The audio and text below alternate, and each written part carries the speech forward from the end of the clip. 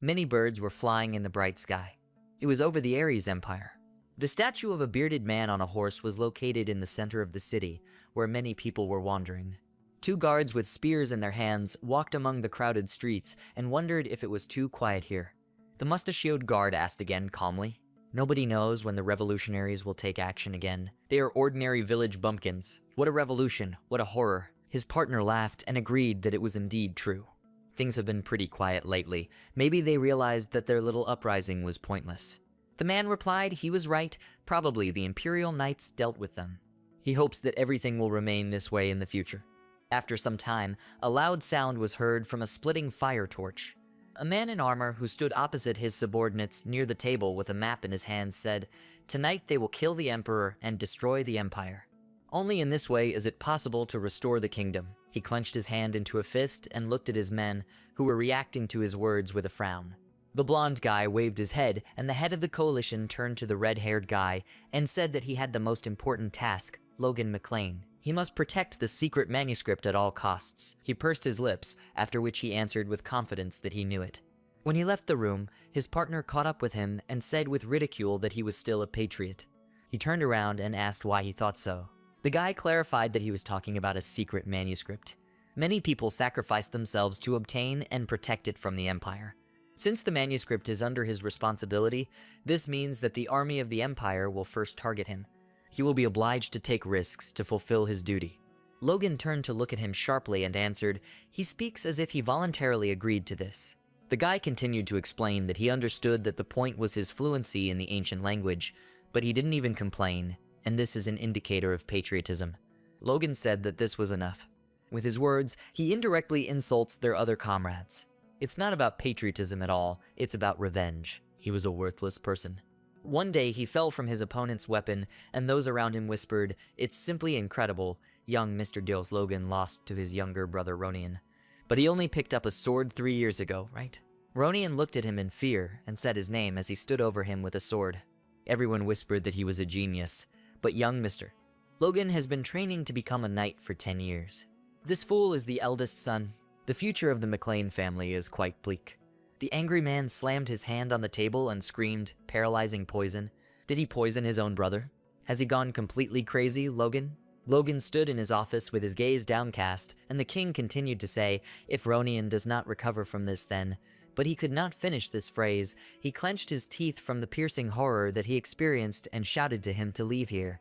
Logan looked at him in fear. He was going crazy with feelings of inferiority and had hurt his brother. The king turned and said that he was no longer his son. For this sin, he was expelled from his family. That's who he was. Leaving home, he became a mercenary. Only after 10 years of hard work did it dawn on him what a terrible person he had been before. But then it was too late. He stood in front of a fiery, burning castle. One of the girls asked the other if she had heard about the news. Logan walked past them in a raincoat and heard everything she said. She suggested that it looks like there will be a public hanging in the square today. The prisoner's name is Logan. He stopped abruptly and heard the name Ronian McLean. They say he is an aura user who fought against the Empire on the front lines. The members of the royal family fled in all directions, right? Everyone disowned him. He was worried about his brother and understood that he had to tell him something, and therefore asked him to please move on with his life. He fled in an unknown direction with experienced horror. Someone shouted very loudly for everyone to look at this. This is the end that met the fool who dared to rebel against the Empire. The Ronian's head was cut off, and the surrounding people shouted cheers. Logan promised to take revenge on the Empire for killing his family and for taking away his chance to ask for forgiveness. After some time, the guards shouted to run after him. It's him. This red guy has a secret manuscript. McLean grabbed the manuscript and ran in another direction with incredible speed, trying to escape from the guards, when he suddenly stopped in front of an unknown door, finding himself at a dead end. The guards caught up with him and shouted that he was here.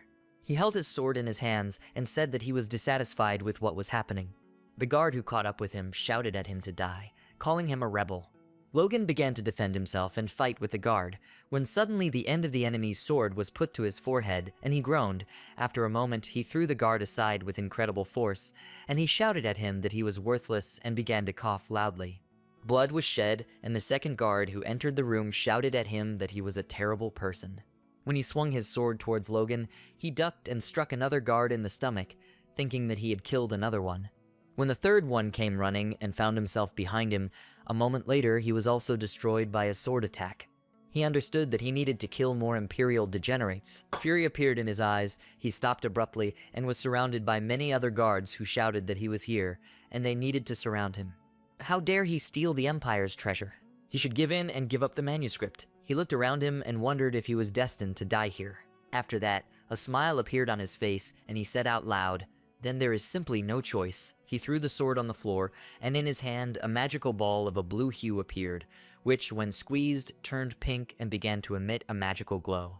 He invited the guards to die together, frightening them with his terrifying appearance. The people around did not expect such a turn of events and shouted, "What?"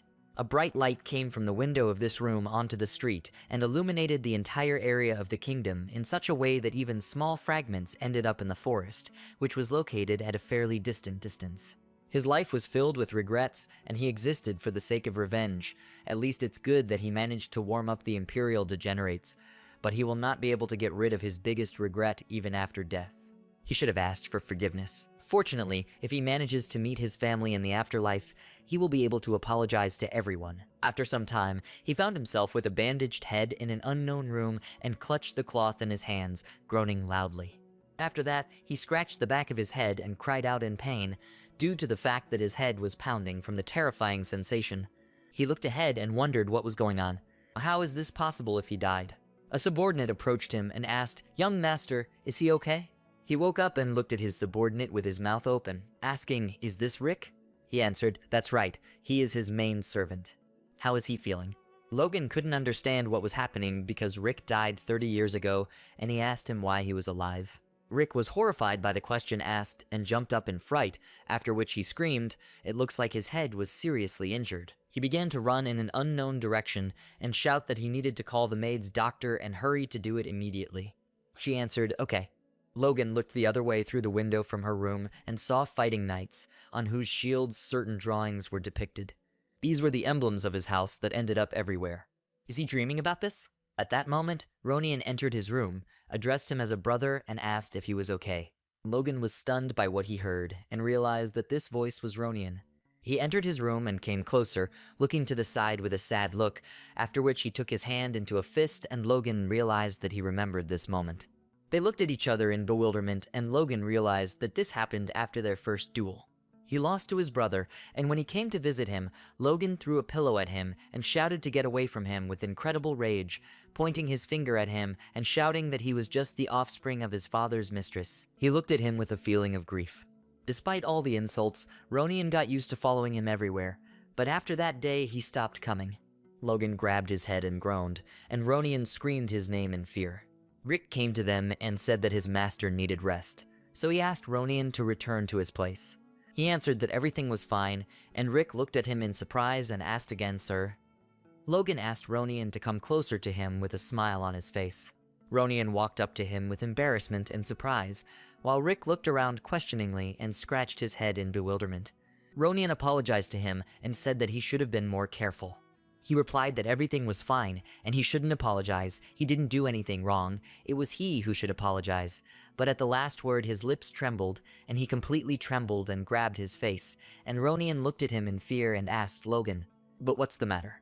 He really should get more rest. And such a kind guy's life was taken away. He fought on the front lines on the orders of the kingdom and died. He grabbed his shoulders with his hands and once again apologized to him, trembling greatly. Deep tears of grief appeared on his face, and his face turned red. He continued to say that he was very guilty of him, and sharply hugged his brother. Ronian was surprised by this turn of events, and asked again, "Logan, why is he crying?" He continued to tremble and hug him, squeezing him tightly, which is why the same tears appeared in Logan's eyes, and he pursed his lips in sadness. They continued to hug for some moments. After that, Ronian opened the doors and said that in this case he would visit him again. Logan smiled back at him and said okay, he should go and rest. He waved his hand after him and looked at him with a smile, after which he turned towards the window and thought, if this is not a dream and he really returned to the past, then he needs to change everything. Suddenly Rick ran into the room and shouted, "Young master." The maid was with him. She bowed and apologized to him.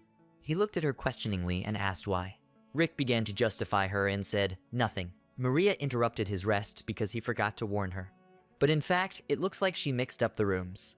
They apologized to him again, and Logan, clutching his face in shame, realized that indeed he had treated the servants poorly too. He turned away and replied that everything was fine, she had done nothing wrong, after which he asked Rick to bring him a pen and paper. He looked at him in surprise, opening his mouth, and asked what he was going to do to Maria with pen and paper. She trembled and covered her mouth with her hands, and Logan screamed at him, "God, let him just take her away and bring him what he asks for." After some time, he brought a stack of paper and a pen and left it on the table. Logan thanked him for this and said that he could go and let no one come to him. Rick was stunned by what he heard and asked again, did he just thank him? Is he sure that everything is fine with him? No headache? Logan got angry and shouted at him that he was saying that he was fine, he should get out of here. Rick grabbed his chest with his hand, and with a wide beaming smile on his face, he replied, "Okay, master, let him rest." Logan endured until the last and took a deep breath, and when he left the room he whispered that he yelled at him, which means that he is healthy. Maria should get back to work. She muttered something in response to him, and after hearing what Logan heard, he grabbed his face and groaned with disappointment. He needs to be patient. These are all consequences of his own actions. He clenched his trembling fists and realized that now it was much more important to write down what would happen in the future. A war against the Empire in 10 years, a disaster that will destroy not only his family, but the entire nation. His goal is to prevent them, but first the Vassal War, which will happen in a year, will begin suddenly and partially destroy his family, for which dark times will begin, and he needs to prevent this, and for this he must take a certain course of action. After these thoughts, he knocked on his father's room, who stood opposite the window and looked into the distance and said, "Father, he is the first young master and came to see him." He turned in his direction and asked again, "Logan?" As he walked down the corridor, all the maids avoided him and shouted, "Oh my God." Some servants also tried to get around him out of embarrassment and kept away. One of the maids, who was carrying a lot of bed linen, was frightened at the sight of him and fell off her feet with a feeling of incredible embarrassment right in front of his feet. She could not raise her gaze and trembled with the thought that she did not know what to do now. Why did she manage to fall in front of the young master? This is the end. He gave her his hand and asked if she was hurt. She smiled, looking into his eyes, and thanked him for his kindness, after which he asked her with a terrifying look not to worry so much, and she exclaimed in fright. She again began to apologize to him, kneeling down and shouting that she was very guilty and was asking for mercy. He didn't understand what was wrong and asked why she suddenly changed her behavior. He scratched the back of his head and thought, the sudden change in his character seems strange to them, and it will take time for them to get used to it. He can only wait and show that he has become a different person. She couldn't have reacted like that because of his creepy smile. Or could she? After this, the servant turned to the owner and said that the first young master had come to meet him. Logan looked towards the doors and thought, "Father." One day he told him that he was no longer his son. In his past life, he resented his father for many years after he drove him away and considered him a cold-blooded man who stopped holding out hope for his son. He also considered him a cruel father who heartlessly expelled his own child and did not even stop by to visit him after he lost consciousness due to injury in an official duel.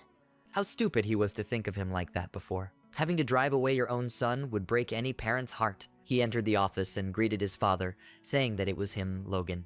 He turned sharply towards him and said, "Logan." An incredible sadness appeared in Logan's eyes, and he thought, "Father, he's really sorry." His whole body trembled, and he realized that he looked better than he expected. His father asked him why he came. He was the owner of a house in the barony of McLean named Patrick. Logan expected this, but he really keeps his distance. For him, 20 years have passed, and he saw his face every day. Logan replied that he came because he wanted to ask permission to do solitary training near the family cemetery. He asked him again, solitary training. What does it take to win a regional war? The answer is simple. It is necessary to improve all the forces of the territory, make the knights and guards more powerful, strengthen and create new weapons, and many other documents to accomplish all this. Money, he needs money. But in Ares, the McLeans are known as a family of poor people. They were open to trade, and they do not have money, but there is one way to instantly gain it. Thanks to an event that will happen in 3 months, he will be able to receive the amount of the annual family budget. But for this, he needs to hone his fighting skills and gain the right to vote. His father asked him again, does he want to run away because he lost to his younger brother? He answered, no at all. He realized how far behind he was, and, albeit late, he drew conclusions. Patrick responded as if his lack of perseverance was his only reason. In his opinion, he still hasn't come to his senses. Logan thought that this behavior was quite expected and that he simply wouldn't believe him. He replied that he understood that another problem was his behavior. Patrick replied that he was tired, he always does nothing but talk, and he should get out of here. He suddenly began to scream. All this time, instead of admitting his shortcomings, he took his anger out on others, and was also incredibly stupid and childish. This training for everything lasting will help him take control of himself, and he asks his father to give him his permission. Patrick was silent for a while, when he suddenly said that this time his words did not sound like a far-fetched excuse. How long does he plan to train? He answered that about 3 months. Afterwards he asked, in his opinion, is this enough to be equal to Ronin? He replied that his goal was not to defeat him. He set a short period to simply survive from this maximum.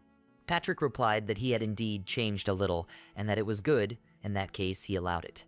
Logan smiled and thanked him for that. When he went to the exit door, his father called him by name. The Logan sharply turned back, and his father said, "It's already spring, but the ground is still too cold to sleep on. He should try not to freeze." He smiled and replied, "Okay, father." A few days later, he found himself in the forest with a backpack and a sword. He put it on the ground and said, "So he came, only immediate family members are allowed here, and therefore no one will disturb him. Moreover, there is plenty of space for solo training. Moreover, he cannot allow others to see his teaching methods yet." When he opened the backpack, he pulled out a book and realized that he had found this. These are the secrets of the divine sword. In a past life, he memorized and burned this manuscript so that it would not go to the Empire. Initially, the cover of the book was decorated with a golden falcon. The contents described the secrets passed on to the heroes of ancient times who defeated this dragon ruling the world. He encrypted it using the secret code of the independent army so that no one could read it, and he simply could not believe that he would have to rewrite everything again. If the book does not lie after he masters what is written in it, the masters of the aura of the Empire and even the archmages will no longer be afraid of him. In his previous life, his advanced age and lack of talent prevented this, but now he has a chance. He clenched his hand into a fist with confidence in his abilities and created magical energy. The vital energy that changes the body is called strength, and this is the basis of the secrets of the divine sword. He has to concentrate this heart power and create a core. Standing in a majestic pose, he continued to emit an energy flow and thought that this was not an easy task for a person with average abilities, and the previous one would have broken down at this stage. But as expected, after returning to the past, he had a feeling that his strength was working fully. Now 3 days and nights of hard work will be enough for him to suddenly open his mouth in shock and exclaim, "What? Wait, has the kernel already been created?" A bright light was visible near his face, which spread throughout the entire area, and his heart began to pound loudly, and he thought while this extremely dense energy was brewing, which his body absorbed like the earth after a long drought. He again clenched his hand into a fist with a smile on his face, after which he grabbed his sword and thought, if the content of the secret manuscript is true, then he stepped on the ground with his foot, breaking it into small pieces a little, after which he turned to the side and sharply swung the sword with incredible power and said that it was simply amazing. His physique and feelings completely changed. They adjusted to not the need to master the sword. He has no idea why the power core was created so quickly, but at this rate, in 3 months, he will become significantly stronger. Great. Then he will continue training. Against the background of a tree trunk glowing from the sun, Logan's exclamations could be heard from his sudden movements in training. Evening came, and then night, and his exclamations died down. The next morning, sometime later, he woke up in the same place and got to his feet and said, "Today is the last training day." Of the 10 sword techniques recorded in secret manuscripts, the strike that overcomes space and time is a space-time cut. With a single star core, he can only reproduce the technique. He swung his sword again while his hands shone with a fiery light and, frowning, he realized that he would definitely succeed. Splitting wave. He hit the ground with these magical powers, and from his blow an incredible wave of light occurred that rumbled throughout the area. It was the wavy split, the bright light from which continued to spread everywhere, and after a moment only smoke remained. Logan caught his breath. Drops of sweat rolled off his face from fatigue, after which he sat down on the ground and looked up at the sky and laughed with a pleasant feeling. He watched the tree split into several pieces and continued to laugh loudly. This power exceeds all his expectations, and there is no way for a beginner to master such a technique. His hands were shaking, and he understood, even if he had spent all his strength after the first blow, it was good to have an ace up his sleeve. He had achieved the goal of his training, and could soon report the results to his father. But before the visit, he needs to wash himself. After some time, he found himself near his father's office, and the guard asked him again, what did he say? Let him forgive, but the owner cannot see him, so he asks him to leave here, young master. He asked why this was so. Is he unwell? He replied that the law of the family says that even direct relatives cannot meet the owner without prior notification. Has he really forgotten about this? Rick, standing behind him, said that this law has been around for a couple of 100 years. Turning to him, he said, but 3 months ago he met him without any problems. The man replied, this only means that the guard did not do his job. It was quite strange because this didn't happen in a previous life. He heard someone whisper that this terrible virus was breaking on him. Logan wondered if the sound was coming from inside the house. It seems that the powers have made his hearing sharper. The guards in the window opposite were whispering, be that as it may, he is still the first master, and the other answered that he was a coward who ran away after losing to his younger brother. The knight understands that he may not even be able to utter a sound in response. That's right, if something goes wrong, he will sort it out. Logan, after hearing this, realized that his reputation had fallen to the very bottom while he was training, so low that even the knights of his family mocked him. The knight replied, next time please let him come when he is given permission in advance. He exhaled and realized, of course, this was unpleasant. He planned to demonstrate how he had changed and gradually improve his reputation. But after these thoughts, he reached into his pocket and asked the knight to tell him his name. He looked at him in bewilderment and wondered what he was getting. He said that his name is Dominion. He closed his eyes and answered, it means Dominion. Is he preventing him from meeting his father, citing the law of the family, which has practically become obsolete? Surrounding guards, the guards looked at him and began to silently observe what was happening, after which Logan continued to talk, and he also humiliated him with his arrogant behavior. Rick turned to him with his hand outstretched, and Dominion wondered what was going on. Did he suddenly decide to use his authority? Logan pronounced his name and threw his gloves in his face and shouted what an unfair insult he was. He was challenging him to a fight. Sir Dominion, they will duel. The guards stared and continued to observe the ongoing situation, shouting, what is he saying? Logan asked him with a grin why he was silent. Was he scared? Rick looked the other way with fear and said, young master. Logan continued to look at him menacingly and asked again if he really had his tail between his legs in fear at the sight of the coward that gossip called him. He believes his best years are behind him. Dominion continued to stand with gloves on his face, after which he took it off and said, okay. He squeezed the gloves in his hand with anger and screamed, gritting his teeth in rage, finding himself right in front of Logan's face. He accepts the fight. After some time, the action moved to a room where there were many weapons for fighting. Logan found himself in the arena opposite the same guard named Dominion. He clenched his hand into a fist and stood opposite, in full readiness for battle. The surrounding guards who saw what was happening began to wonder, will the young gentleman fight the knight? He will lose. This is not even discussed. Things will end badly. Everyone started whispering, did they see how Ronian beat him? They say he went into hiding for 3 months after that so as not to be seen by his brother. How long can this coward last? Someone bet 50 gold coins that he would not be able to stand for 10 minutes. Another asked again, 10 minutes. He bets 100 coins for 5 minutes. Logan frowned and thought about the fact that he could hear everything. Does no one believe in his victory? Dominion turned to him and said that he looked quite relaxed. He asks you to take care of yourself. After these words, he clenched his teeth in anger and Logan mentally wondered with a grin. He had the nerve to agree to fight with him, but he doesn't have the courage to say nasty things in front of other knights. What a cowardly man he is. The servants who were watching him stood on the sidelines in fear. Rick thought that in the end, the gentleman went to a duel with him. They're finished. Rick froze and simply stopped breathing from what he thought was the horror ahead. At that moment, Logan took a step towards his opponent, and they found themselves opposite each other at a distance of less than a meter, and the judge shouted, "The official duel between Logan McLean and Sir Dominion begins. For safety reasons, the battle will be fought with wooden swords." Now, but before he could finish, Logan looked at him questioningly and furrowed his eyebrows, and the judge wondered, does he really need to continue? The young master is very stubborn, and he simply has no choice. They were already given wooden weapons, but knights mainly use force, so even with this, they are capable of killing a person. Whatever happens here is not his responsibility, but Sir Dominion, for the sake of all that is holy, let him be treated easier. He waved his hand and shouted for them to start. The opponents pulled out their wooden swords and pointed them at each other. The Dominion spread its legs wide and a moment later glowed a red hue.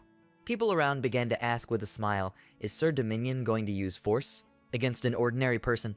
Will he really give it his all? One of the servants who covered his mouth wondered if this was not a lie. If the young master comes under attack then, but before he could finish speaking, the judge aloud asked the Dominions to be gentler. Logan turned in their direction and sadly thought, this may frighten someone who doesn't know any better, but he is clumsy with power and it comes from him due to a lack of control. The Dominion tensed and a bright light emanated from his body, and Logan told him that he could see that he was on edge. Did something upset him? He clenched his teeth even harder and thought, boy, did he say that his best years are behind him? After repeating these words, he clenched the sword in his hands even more out of anger. Time passes, young people rise in rank. The Dominion was the weakest in the Horde of Knights for 40 years and planned to retire. He was just minding his own business waiting to retire, but he suggests that his best years are already behind him. Why does someone like him dare to talk about this? After he became more angry, he decided to attack Logan with incredible force. When the servants saw this, they began to shout to stop him, because the young master would die from such a blow. The judge asked again, shouting loudly. He himself agreed to this. What can they do? The Dominion attacks him at the moment of the jump, he thought. He had already decided to retire anyway, and therefore ended him with a secret technique. Swinging, he tried to hit Logan, who stood peacefully and did not move, when he suddenly took a step and created a great triple murder by swiping his sword in front of the Dominion, who stopped from these actions and, from incredibly strong tension, exclaimed loudly, dropped his sword and fell to the ground above Logan, who withstood over him with lust. Flames came from his hands, and he asked a question. He calls himself a knight, but is this his maximum? The surrounding guards opened their mouths in shock, as did the Logan servants, who did not at all expect such an outcome of events. The Dominican could not get up from his seat, and those around him were surprised that this was truly incredible. Someone didn't have time to follow the progress of the struggle. Is the young master the first to use force? Logan turned to the judge, who ran up to him and loudly shouted, yes. He said that he wanted to give the Dominion another chance. What can he say about this? He answered, of course. After that, he turned to the earth-prone Dominion and asked if he was okay. His hands were shaking and his face was blue, and he wondered what even happened. Is he really weaker than this guy? He took up his sword again and said in a trembling voice, no, this simply cannot be. Logan thought that he was now furious and putting too much pressure on himself. And he said this could very well be the case. After that, he hit the Dominion one more time with a sword right in the chest, and a stream of blood flowed from the Dominion's nose, and he again began to fall to the ground, and having finally fallen, Logan looked at him with some disgust and thought, he even gave a second chance, but it's time for him to tighten up tail. Dominion, clutching his face, trembled, his face turned red, and the blood continued to flow. He turned to the master and said that he confessed. But before he could finish speaking, Logan hit him again with a wooden sword right in the face, and because of which he flew to the side and groaned in pain. Logan thought about it. He showed enough mercy to the vassal who tried to rebel against his master. Now it's time for him to get what he deserves. He uttered this phrase with a feeling of hatred and, grabbing his sword, struck several more blows on the back of his opponent, who had tears in his eyes and screamed loudly in pain and horror, and also asked to stop this nightmare. Those around who watched what was happening said that it was very cruel. Maybe they need to stop him. The guards also asked in shock, is this really their young master? How could he change so much in 3 months? And after all, he also not only awakened the power, but he was even able to completely remake the sword technique. It was as if he had been a swordsman for decades. Logan gripped his sword with a sense of confidence and stood over his destroyed opponents. The judge shouted with a terrifying feeling that he had won. Logan looked to the side, and the judge shouted his name, the name of the winner. After some time, he found himself in his father's room, who told him that it was impressive. It looks like he has awakened. What happened during training? Logan did not expect that he was watching them, and with a surprised look replied that he had gotten rid of self-interest and was ready to let go of the past. While working with his thinking, at some point he felt power begin to fill him, and it was incredible. In his past life, this is exactly how he felt everything. Only after refusing to take revenge on his family did he gain strength. He barely managed to awaken after 40 years. His father told him that understanding had come to him and he had really changed. But the first thing he did after gaining understanding was to attack the knight. Turning to him, he said this question menacingly, and Logan replied that the knight deserved it. He heard the whole story from the guards, right? Patrick answered yes, and yet he would ask whether it was necessary to go that far. He answered, "Yes, there was." The father groaned, took a deep breath, and asked him again, "Is this really true?" That man tried to deceive his master's son and expose him to ridicule. If he had not lied down, he would have undermined the discipline in their house. Hierarchy is the pillar that allows the entire structure to function. Once this is shaken, the balance will be completely disrupted, and besides, after 10 years of living as a mercenary, he realized that when it comes to a group of armed people, self-will must be sharply cut off at the root. Today's incident will serve as a lesson to the rest of the knights.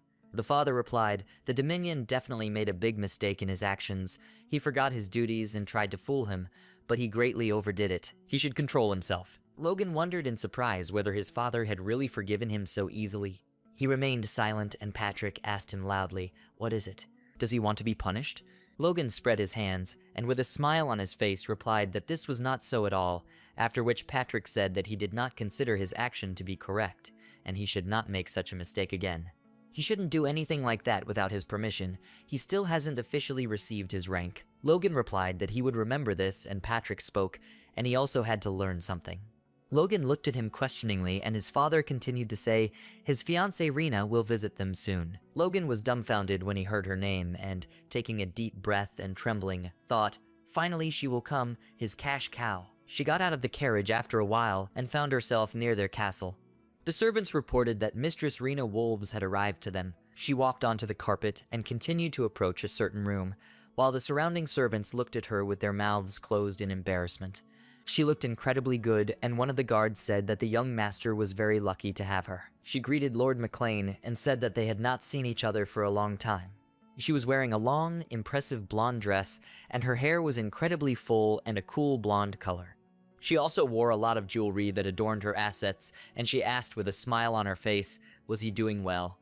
Patrick grinned and said, "She has become a real lady, young Mistress Rena." Logan, standing to the right of his father, remained silent, and his servant looked at Rin with stunned attention, and thought with delight that he had seen her as a child, and she had grown up to be an incredible beauty. But what was wrong with this guy who should be the happiest of all? Logan looked at her gloomily and did not show any good emotions. Rena asked to be allowed to read the letter that the Count entrusted to her. She began reading, "His dear friend, Lord Patrick McLean." Half an hour later, when all the guards continued to look at her with pleasure, she said, So this is what they hoped for. Due to unavoidable circumstances, he, Kyron Wolves, asks for a dissolution of the engagement. That's all. She handed the letter to the maid, and everyone fell silent for a moment.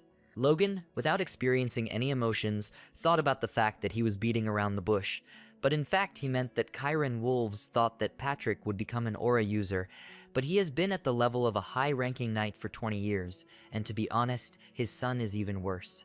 Why should they lower the bar and unite with them? He invites them to separate. That's what he really wanted to say. Patrick wondered with incredible rage. By breaking off their engagement without a proper reason, is House Wolves trying to insult them?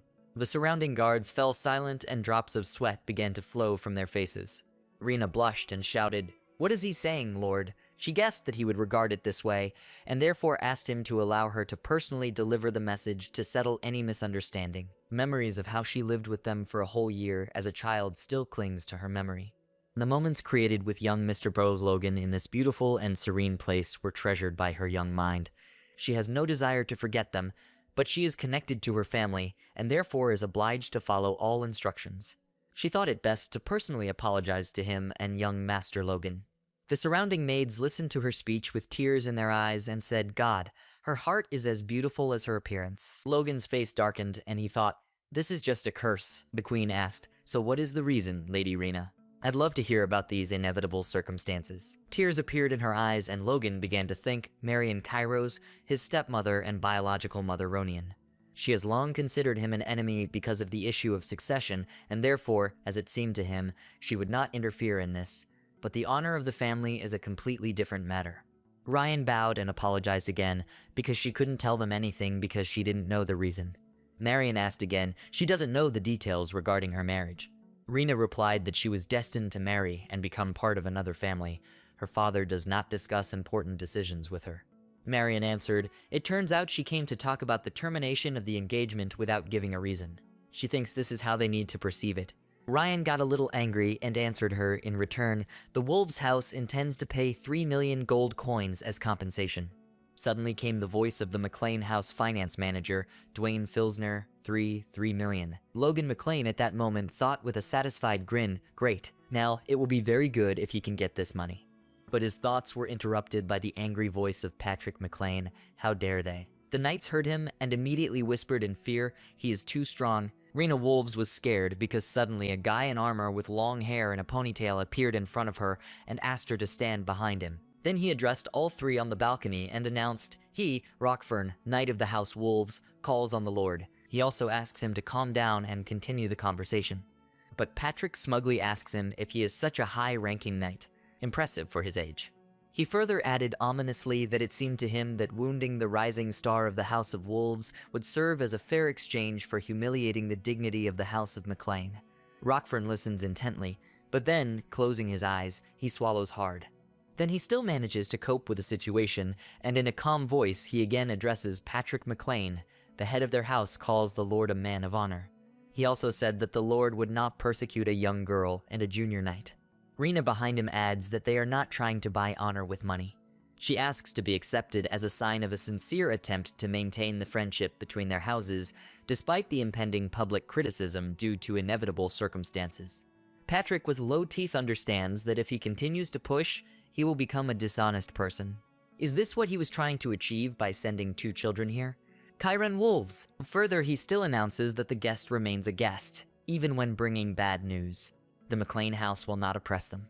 Rena Wolves, hearing this, breathes out a sigh of relief, and he continues, but they also will not accept the Wolves' offer. And for breaking the engagement, they will ask only one thing. The princess sent must politely apologize to his son. He will not accept any other compensation. The knights heard this and said with smiles on their faces what was to be expected from their lord. This is how aristocrats should be. But suddenly Logan's voice is heard, father. He raises his hand and notes that, as someone who is troubled by a broken engagement, he wants to ask for something. He asks his father to listen to him. At this moment he thinks they need money. Is the father going to let them just apologize? This is madness. 3 million is the annual budget of their home. In addition, half of the amount comes from the family and his stepmother as assistants. As soon as they stop providing this, they will go bankrupt. What then? The father does not understand what he is doing.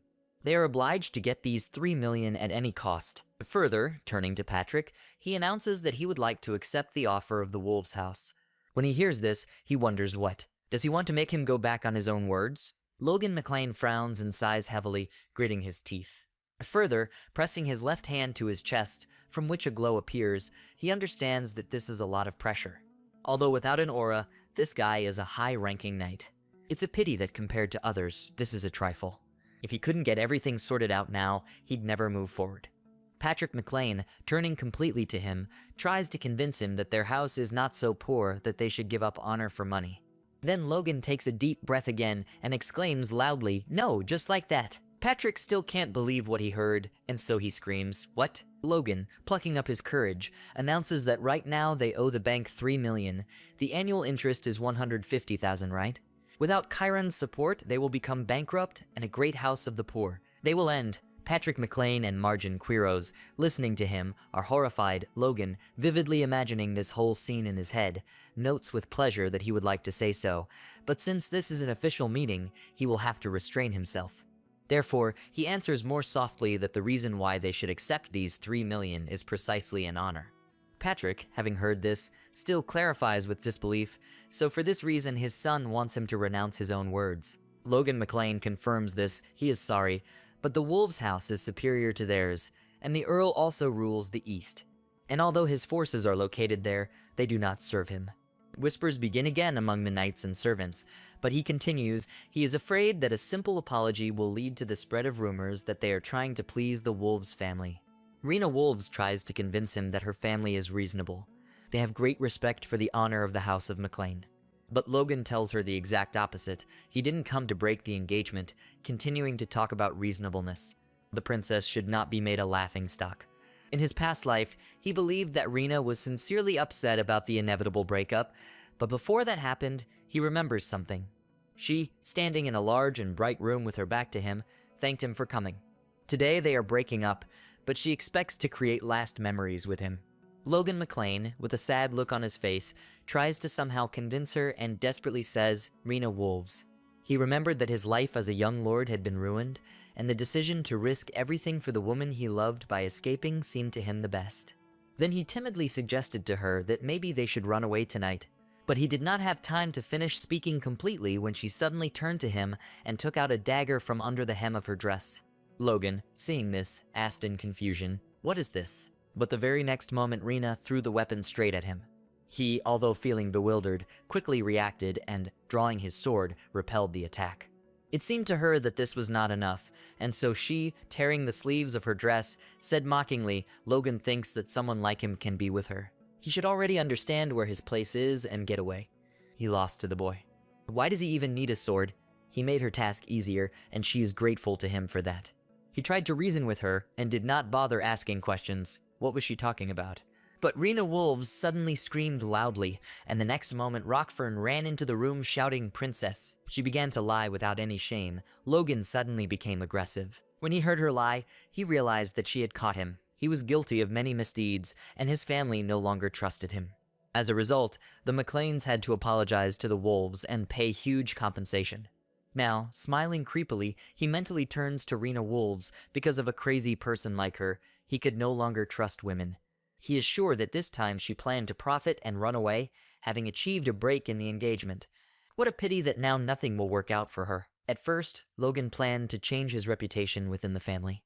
It seemed to him that if he slowly showed his new sides, it would convince people about him, and one day his family would also reconsider their attitude towards him. Those were his thoughts, but the fight with the Dominion made him realize that the guards were turning a blind eye to the fact that he was clearly being disrespected. And during his absence, many rumors began to spread. He seriously wonders whether it is possible to influence his own family by gaining recognition from such people. There are 9 months left before the regional war. His reputation is not important now. Grabbing the balcony railing tighter, Logan McLean realizes he must save his own family. He then turns to Rena and announces that he accepts their offer of compensation, despite the family's wishes. She is surprised when she hears this, and Patrick McLean next to him screams furiously, "Logan, how dare he defy his will?" But he replies that empty apologies do not suit him. Patrick asks, confused, "What?" He explains that if their honor is worth just a few words that disappear into thin air, then the value of it is completely weightless. Rena Wolves feels irritated when she listens to him and still says that they, the Wolves, obey the will of the Lord, the owner of the House of McLean. What is his final decision? Afterwards, she looks at Logan from under her brows, but he frowns and notes that she is saying this to save her father's reputation. She is probably bursting inside with the thought that they will have to pay $3 million. Finally, Patrick McLean announces his decision. As a representative of the House of McLean, a sincere apology is not enough for him. However, the final decision is Logan's. Marion, listening to him, exclaims in confusion, "Dear." Hasty discussions about what just happened begin again among the servants and knights, and Rena Wolves, looking up angrily, clenches her teeth. Logan McLean is attracted by Patrick's voice, which warns him, but he must be careful if he sells his honor. Then in the future he will be more willing to agree to such an exchange. This is followed by his stern but wise look. Logan, after listening to him, mentally apologizes. He is sorry, but he cannot give in. Therefore, further he also makes his speech. As a person who suffered from a broken engagement, he will accept money from the Wolves' house as compensation. Margin Kairos chuckles contentedly, and Rena feels hatred filling her, but she can't do anything about it. Patrick McLean, taking a step back and walking away, notes out loud that he thought his son had changed a little, but it turned out that it was for the worse. He is to blame for not explaining to him the true value of honor. Logan, looking down at the floor and not answering anything, still mentally explains that the father must understand that he is doing this for the good of their family. A flag flutters above the castle tower, which is clearly visible in sunny weather. Logan McLean, looking at the brightly sparkling gold coins, realizes that they finally belong to him. As much as 3 million gold coins. Calmness. He shouldn't get too excited. First he will put them in the bank. Suddenly there is a knock, and he wonders, is it Rick? Then he orders the guest to enter. When the door opens, heavy footsteps are heard on the floor, and the voice of a man is heard, clearing his throat and asking for forgiveness. Logan chuckles in surprise and says, "Dwayne?" He, placing his right hand to his chest, confirms, yes, that's right. Logan McLean remembers him as his father's financial manager and most trusted confidant. In other words, he came to him for a reason. What did he need? At that moment, he smiles and understands that he, Dwayne Filsner, is now faced with the greatest difficulty of his life. As the McLean's finance manager, he had to cut the budget for the entire castle. He remembers how the servants and knights desperately shouted to him, "The servants are running out of supplies for the winter, but first they need to replace the weapon guard." Previously, Dwayne was forced to make up for the lack of money by begging his father-in-law for help. Listening to the complaints, he wondered whether he was a money manager or a leader of the poor. Can't be. If this weren't his hometown, he would have quit a long time ago, but now he has a chance to settle the situation for at least a couple of years. His opponent is a clueless child. From Dwayne Filsner's perspective, Logan looks like a complete fool. Therefore, grinning evilly, he mentally, but not sincerely apologizes to him. He is sorry, but he will have to share the money for the child. Finally, he laughs cheerfully and replies that he just came to say hello. Yesterday, the young lord surprised him very much. Logan McLean, not showing any interest in this phrase, asks again, "What?" Dwayne suddenly clenches his fists and continues to flatter. The young lord defended his own position, not paying any attention to the unreasonable pressure on him. He was literally shocked by what kind of heir the McLeans were growing up. With these words, he gives him a thumbs up, but at the same time mockingly thinks, how can this guy get such flattery? Before, he only did all sorts of nonsense. He was probably the first one to praise him. Well, he should open his own heart and wallet to him. But to his surprise, Logan tiredly says, "What kind of nonsense is he talking about?" Dwayne Filsner notes in shock, wait, he was not prepared for such a reaction. Therefore, once again I cough into my fist. He repeats more restrainedly, in their difficult times, 3 million gold coins is like rain during a drought. The young lord's ingenuity will allow the family to breathe a sigh of relief. But Logan McLean, still not perceiving his speech, asks, why this? The money belongs to him. Dwayne laughs when he hears this, but he feels as if lightning has flashed around him. He is mentally indignant. He expected such an outcome, but it was worth a try. What a little idiot he is. Is he going to spend everything on his own needs? Clenching his fists, Dwayne Filsner still tries to find his balance and thinks he needs to calm down. He must look back on his 20 years as the McLean's financial manager. He remembers how he fell to his knees and, resting his face on the floor, said prayerfully, he asks Viscount Kairos for help. The Viscount, frightened, shouts at him, he shouldn't be like that. But Dwayne, clutching his leg, desperately asks, must save them again. On the contrary, he tries to step back, asking what's wrong with them. He must let him go. Remembering this moment in detail, Dwayne Filsner understands that he is used to being humiliated, and now the situation is the same, but he has an idea. He covers his face with his hand and begins to wheeze. Logan, seeing this, wonders why he is crying. Afterwards he asks, is everything that bad? Dwayne removes his hand, showing that there are tears in his eyes, and fussily answers, he doesn't know if the young lord knows this, but they owe Cooper Bank 3 million. The annual interest alone would be 150,000 gold coins. Did he know this? Logan McLean, looking at him silently for a couple of seconds, reminds him that now is harvest time. They will be able to pay the interest. Hearing this, he cannot understand how he knows so much. After laughing embarrassedly, Dwayne Filsner explains that, as a rule, running a barony requires money, and they are always tight with it. If only the young lord would help them a little. Logan shakes his head and changes. He's sorry, but no. Dwayne, feeling shocked, asks questions. What? Why? He thought that the young lord had opposed his father for the good of the barony. Logan McLean confirms this, right? He, expecting a completely different answer, answers prematurely. Clearly, he knew everything. But after a second, he stops and asks again, what? Right? Logan explains that he will use the money for the benefit of the family, not to cover current expenses. He needs to think about the future. Dwayne Filsner, continuing to become more and more indignant, thinks with hatred as if the boy knows it. He just has to give him the money. But he is interested in, let's say he doesn't pay his debts, but how will this change the overall situation in the family? Dwayne is confused and tries to come up with the most appropriate answer. Their budget will increase, and managing the castle will become easier over the next couple of years. They will have the opportunity to exhale. Logan does not give up and demands further answers. And then what? Dwayne Filsner, not expecting this at all, asks again, what? He continues instead, they will go back into debt, right? They don't even have any special items for sale. It's a vicious circle he wants to break. The money will be used to implement his plan. Dwayne listens to him and wonders what. Is this really the bully he knows? He imagined him as a child who does not care about the problems of his family. But suddenly Logan seems to remember something and announces that he has a request. If he does him a favor, he can help cover some of the family expenses. With these words, he deliberately takes one of the coins in his hand and shows it from all sides. Dwayne Filsner, wary, asks what service. He smiles and explains that he needs him to gather some mercenaries. After a while, a leather bag falls to the floor. In appearance, it is definitely filled with something, and Rick's voice is heard nearby. Is the young lord really leaving?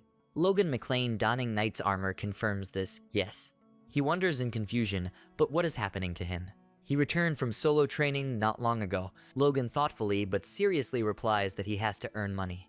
Rick is perplexed and asks if the young lord doesn't have enough of them. He, taking the bag, replies that he needs much more. Then the servant Rick reminds he is sure that the lord will be against it. The atmosphere in the castle is too tense, but Logan McClane sighs and agrees, right? So he will leave secretly. When he hears this, he screams very sharply and loudly, "What?" From such a sound, Logan has to plug his ears with his fingers, and he also asks him to shut up. Then he decisively thinks that if he cannot influence his reputation now, then he will not be able to change everything else. He needs to organize an army outside. Fortunately, he knows what is happening there now, since it was at this time that he was kicked out of the house. First, he needs to check on that person. Rick, watching his thoughtful face, wonders what he's thinking about right now. What other escape could there be at his age? Putting the bag on his shoulders, Logan McClane only answers tiredly, he is terribly persistent. Servant Rick does not give up, and stretched out on the floor announces what he should do if the young lord runs away. He'll have to go through it. When he sees this, he sighs heavily and almost groans. This cannot be. Then Logan raises his leg right above Rick's face and immediately shouts, "No, do not do this." Logan McClane also sighs with relief and some pride and asks him not to worry. He left a letter for his father. No one will blame him.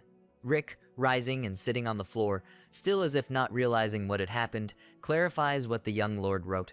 But Logan just smiles and they stare at each other in silence for a few seconds. Soon, while Patrick McClane was sitting at his desk and holding a piece of paper in his hands, a red flame was blazing behind him. Clutching the letter tightly with two shaking and angry hands, he read what was written there. It was intended for his dear father.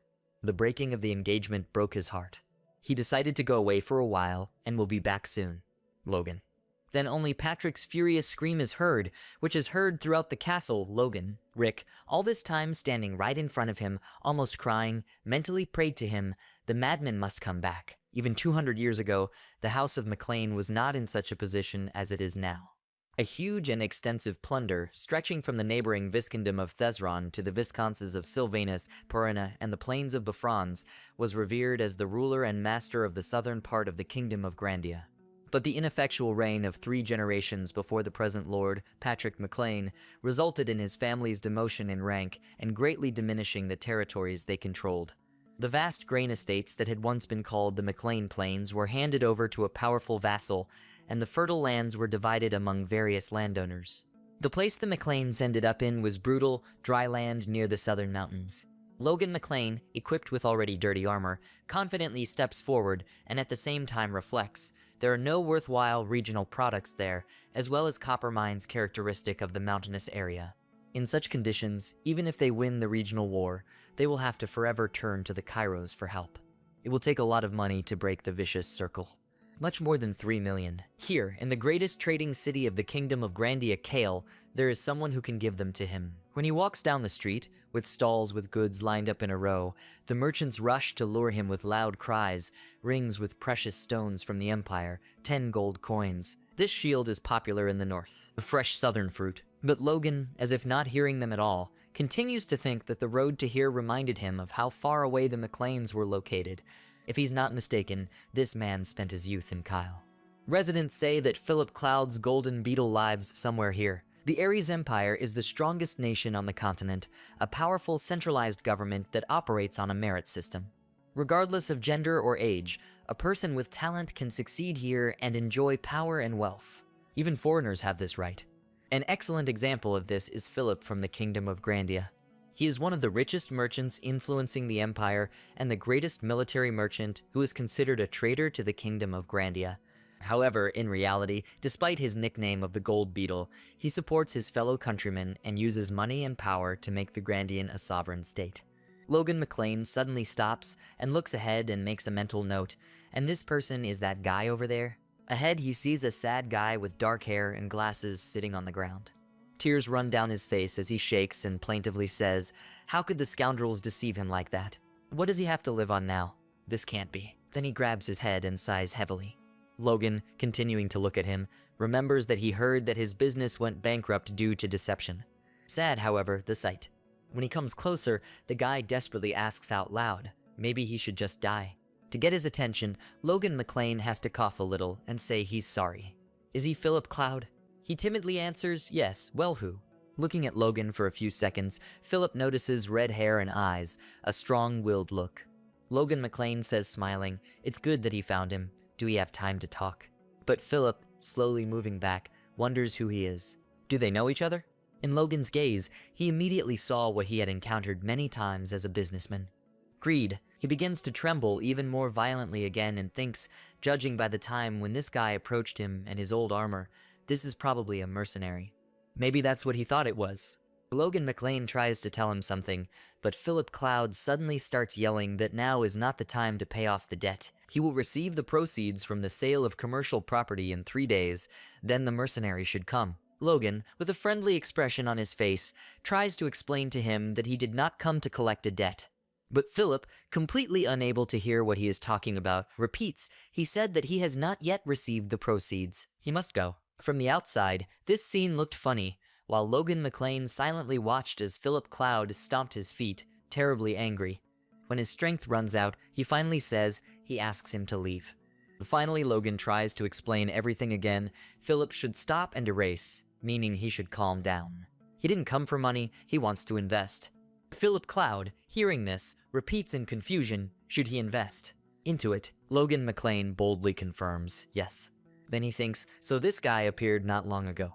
He's crazy. Yes, he is a madman for investing in someone who has completely failed. But clenching his fists, he wondered if it was true. Then Philip asked, frowning, how much he wanted to give him. Logan, also looking at him slyly, asks how much is needed. He thinks that he will have enough money to cover his debts and get back on track. Philip Cloud opens his mouth in surprise and wonders, is this true? Then his gaze softens and becomes like that of a child. Looking at Logan McLean, he already thinks differently.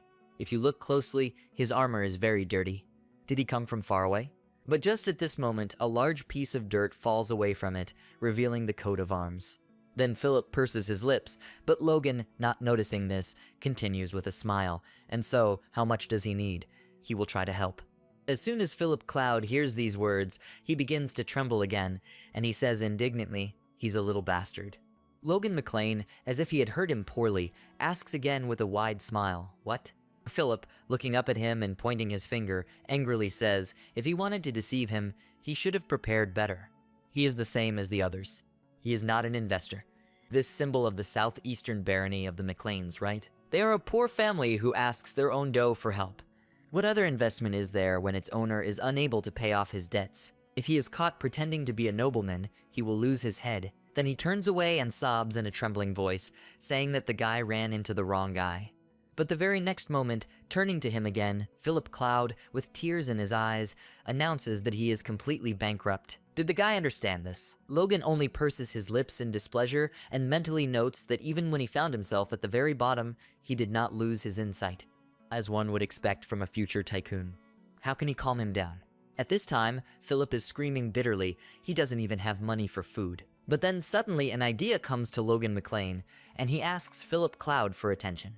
Turning around, he still doesn't lose the feeling of anger and asks, what again? Is he trying to trick him again? But then Logan shows him a bright flame in his palm, and he, very surprised by everyone at this, asks strength. Doesn't he imagine it? Philip further wonders, did this guy awaken this at such a young age? And such a genius is trying to trick him. There is hardly an idiot who would decide to ruin his own bright future. He laughs embarrassedly and already smiling. He changes. He's sorry. So many troubles happened to him that he began to react sharply to everything. They can talk about what the young man should do to him. Logan McLean, finally hearing this, sighs and announces that he wants to hire him forever. And with a bonus, he will pay off his debt. Philip Cloud asks in disbelief, should we hire him? Forever? He's sorry, but the McLean house doesn't have that kind of money. Then Logan defiantly throws his backpack off his shoulders onto the floor and slowly opening it, indifferently asks how much he owes.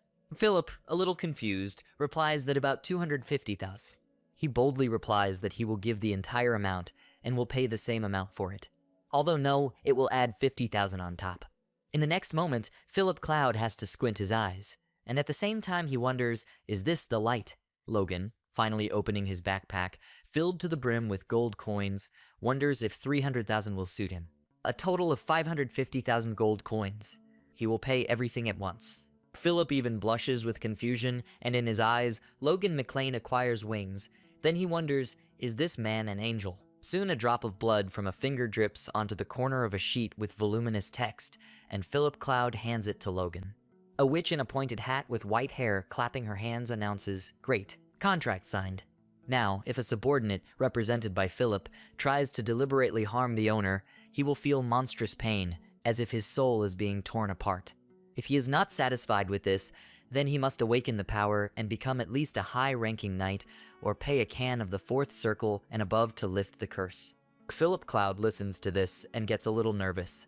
When they leave the magic shop together, the girl kindly shouts after them to come again. He tightly grabbed the straps of the backpack, which now hangs on his back, and wonders with horror, did he sign up for the sentence? Afterwards, looking at Logan McLean, he remembered with horror Angel.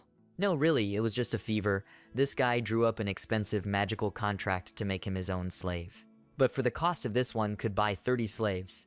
Suddenly Logan interrupts their silence and, smiling brightly, as if I could hear all his thoughts, says they met for the first time, so they can't trust each other, right? Once he invests, he needs a guarantee. When they get to know each other better, she will break this contract. They should work hard. With these words, he extends his hand to Philip, but Philip Cloud, pursing his lips, notes that this is some kind of nonsense. He didn't say any terms or condition, but he has no choice but to believe this man. Therefore, having shaken his hand in response, he immediately asks, but at the same time shows that he is dissatisfied. What will he have to do? Logan McLean announces that he must first buy monster meat. Then Philip wonders, monster meat. He abruptly snatches his hand away and shakes hands, mockingly saying, wow, he's really crazy. Logan then notes that he said out loud what he was thinking. Then, sighing, he also thinks, well, such confusion is quite understandable. The blood and meat of the monster contains poison, so I light it. But in a couple of years, the situation will change dramatically when it becomes known that it is possible to neutralize the poison with ordinary ingredients. In some areas with a shortage of provisions, people will begin to eat the meat of monsters, and already in winter, the number of people cured of incapacity will increase among them. Consuming monster meat will result in Kelak. In his memories, a woman appears who, looking at the light emanating from the man, covering her mouth with her hands, exclaims, "This cannot be." Even those who became infertile after being wounded will see the effect. 1 year after the Imperial Magic Tower confirms this, Kalok will disappear from shelves across the continent. The guy magician showing a thumbs up announces that checking the authenticity of the Imperial Magic Tower is the best medicine. Logan finally sums up his thoughts, and all because this remedy will have a good effect on male strength. So he can make many times more money out of 3 million. Philip has been watching him wearily for a while and soon wonders if he should run away.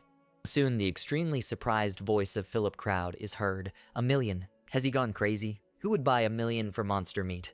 All the visitors and waiters in the small tavern immediately turned towards him with curiosity. Logan McLean immediately asked him to tone it down. They will earn even if he buys even more. Philip, still not wanting to believe it, clarifies that he is against it, but Logan is confident in his own decision, right? He answers without hesitation, yes. Then Philip Cloud wonders what he thinks the price range is for Kalak meat. He says that now it is worth nothing. Everyone just burns it because there is no buyer. Therefore, if they simply order corpses from someone, it will cost 200 gold coins, taking into account the kingdom's transport fees. If they bring a lot of Kalaks at a time, it will be even cheaper due to transportation. Philip, after listening to him, notes that it is expensive, but he even took into account the transport tax.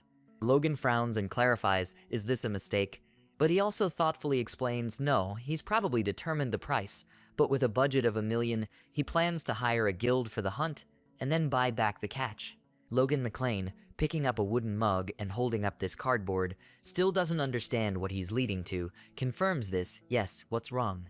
Philip Cloud, tapping his index finger on the table, insists that this is completely the wrong approach. Nowadays, everyone throws away monster meat, right? Therefore, it will be enough to redeem it. There are plenty of mercenaries who are ready to bring and sell anything for a coin. And if they see someone else trying to get rid of the meat, they will simply buy it for them.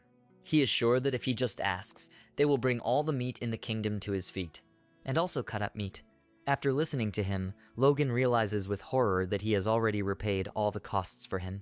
This is an amazing guy. Suddenly Philip, looking at the mug with embarrassment, asks, from now on, he wants Logan to entrust him with money planning. So now his fate depends on him. Hearing this, he chuckles contentedly, and then abruptly remembers, by the way. Philip Cloud immediately excitedly asks what it is. Logan McLean hands him a piece of paper and explains that he should stay in Kale for now and buy this in large quantities.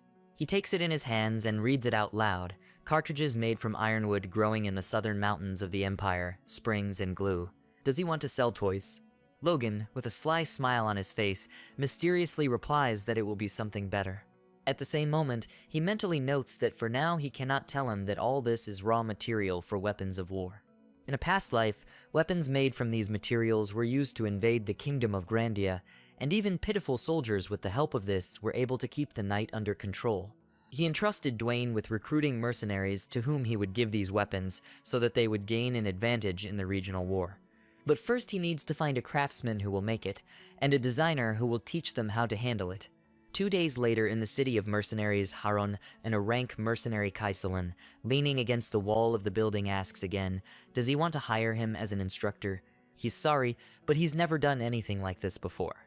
Logan McLean, standing opposite him, tries to convince him that it won't be difficult. He simply has to train the mercenaries of the rank he hired.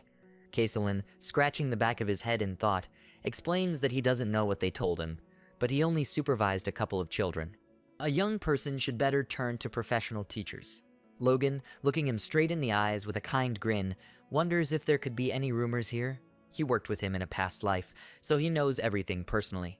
Kaiselan can master any weapon and has excellent horse riding skills. Moreover, its value will increase once you start working as an instructor.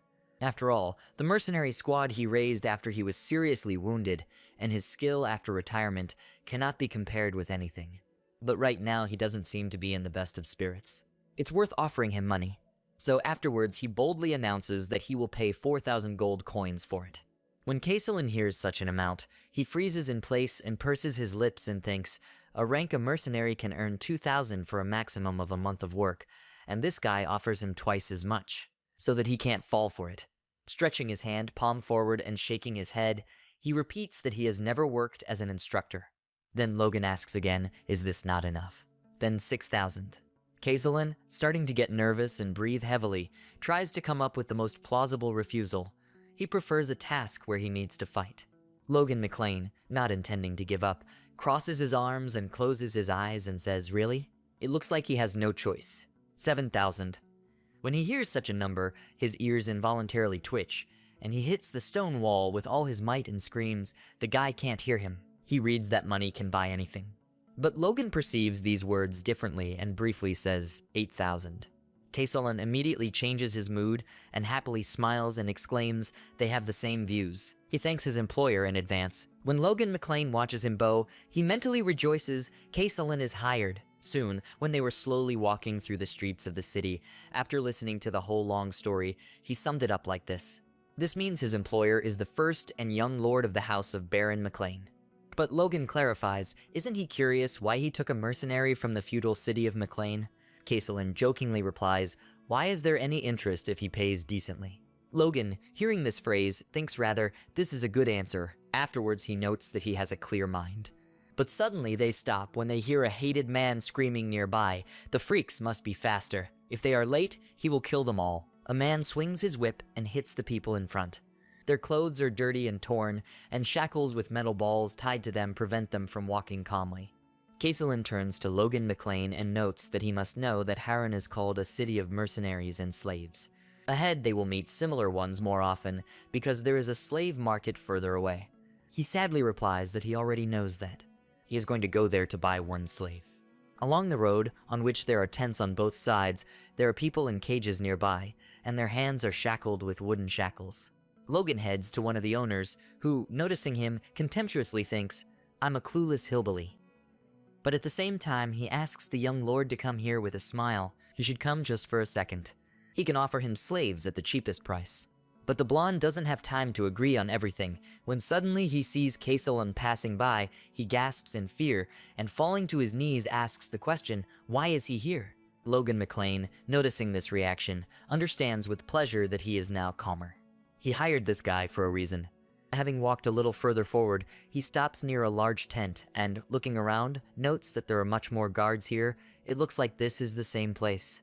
A gray-haired man immediately approaches him, hinting that the young lord most likely understands where he has come. He confidently replies that he wants to buy a gnome. Then the old man stepped aside and opened the way for him. That's right, he went to the right place. Unusual races are very rare, so they take special care of them. He should pass quickly. Logan, suddenly looking to the side, sees two tired girls with long, pointed ears in one of the cages. The man notes that it was extremely difficult to catch these elves. Had he ever seen them before? He can tell you about them. But Logan McLean interrupts him and declares enough is enough.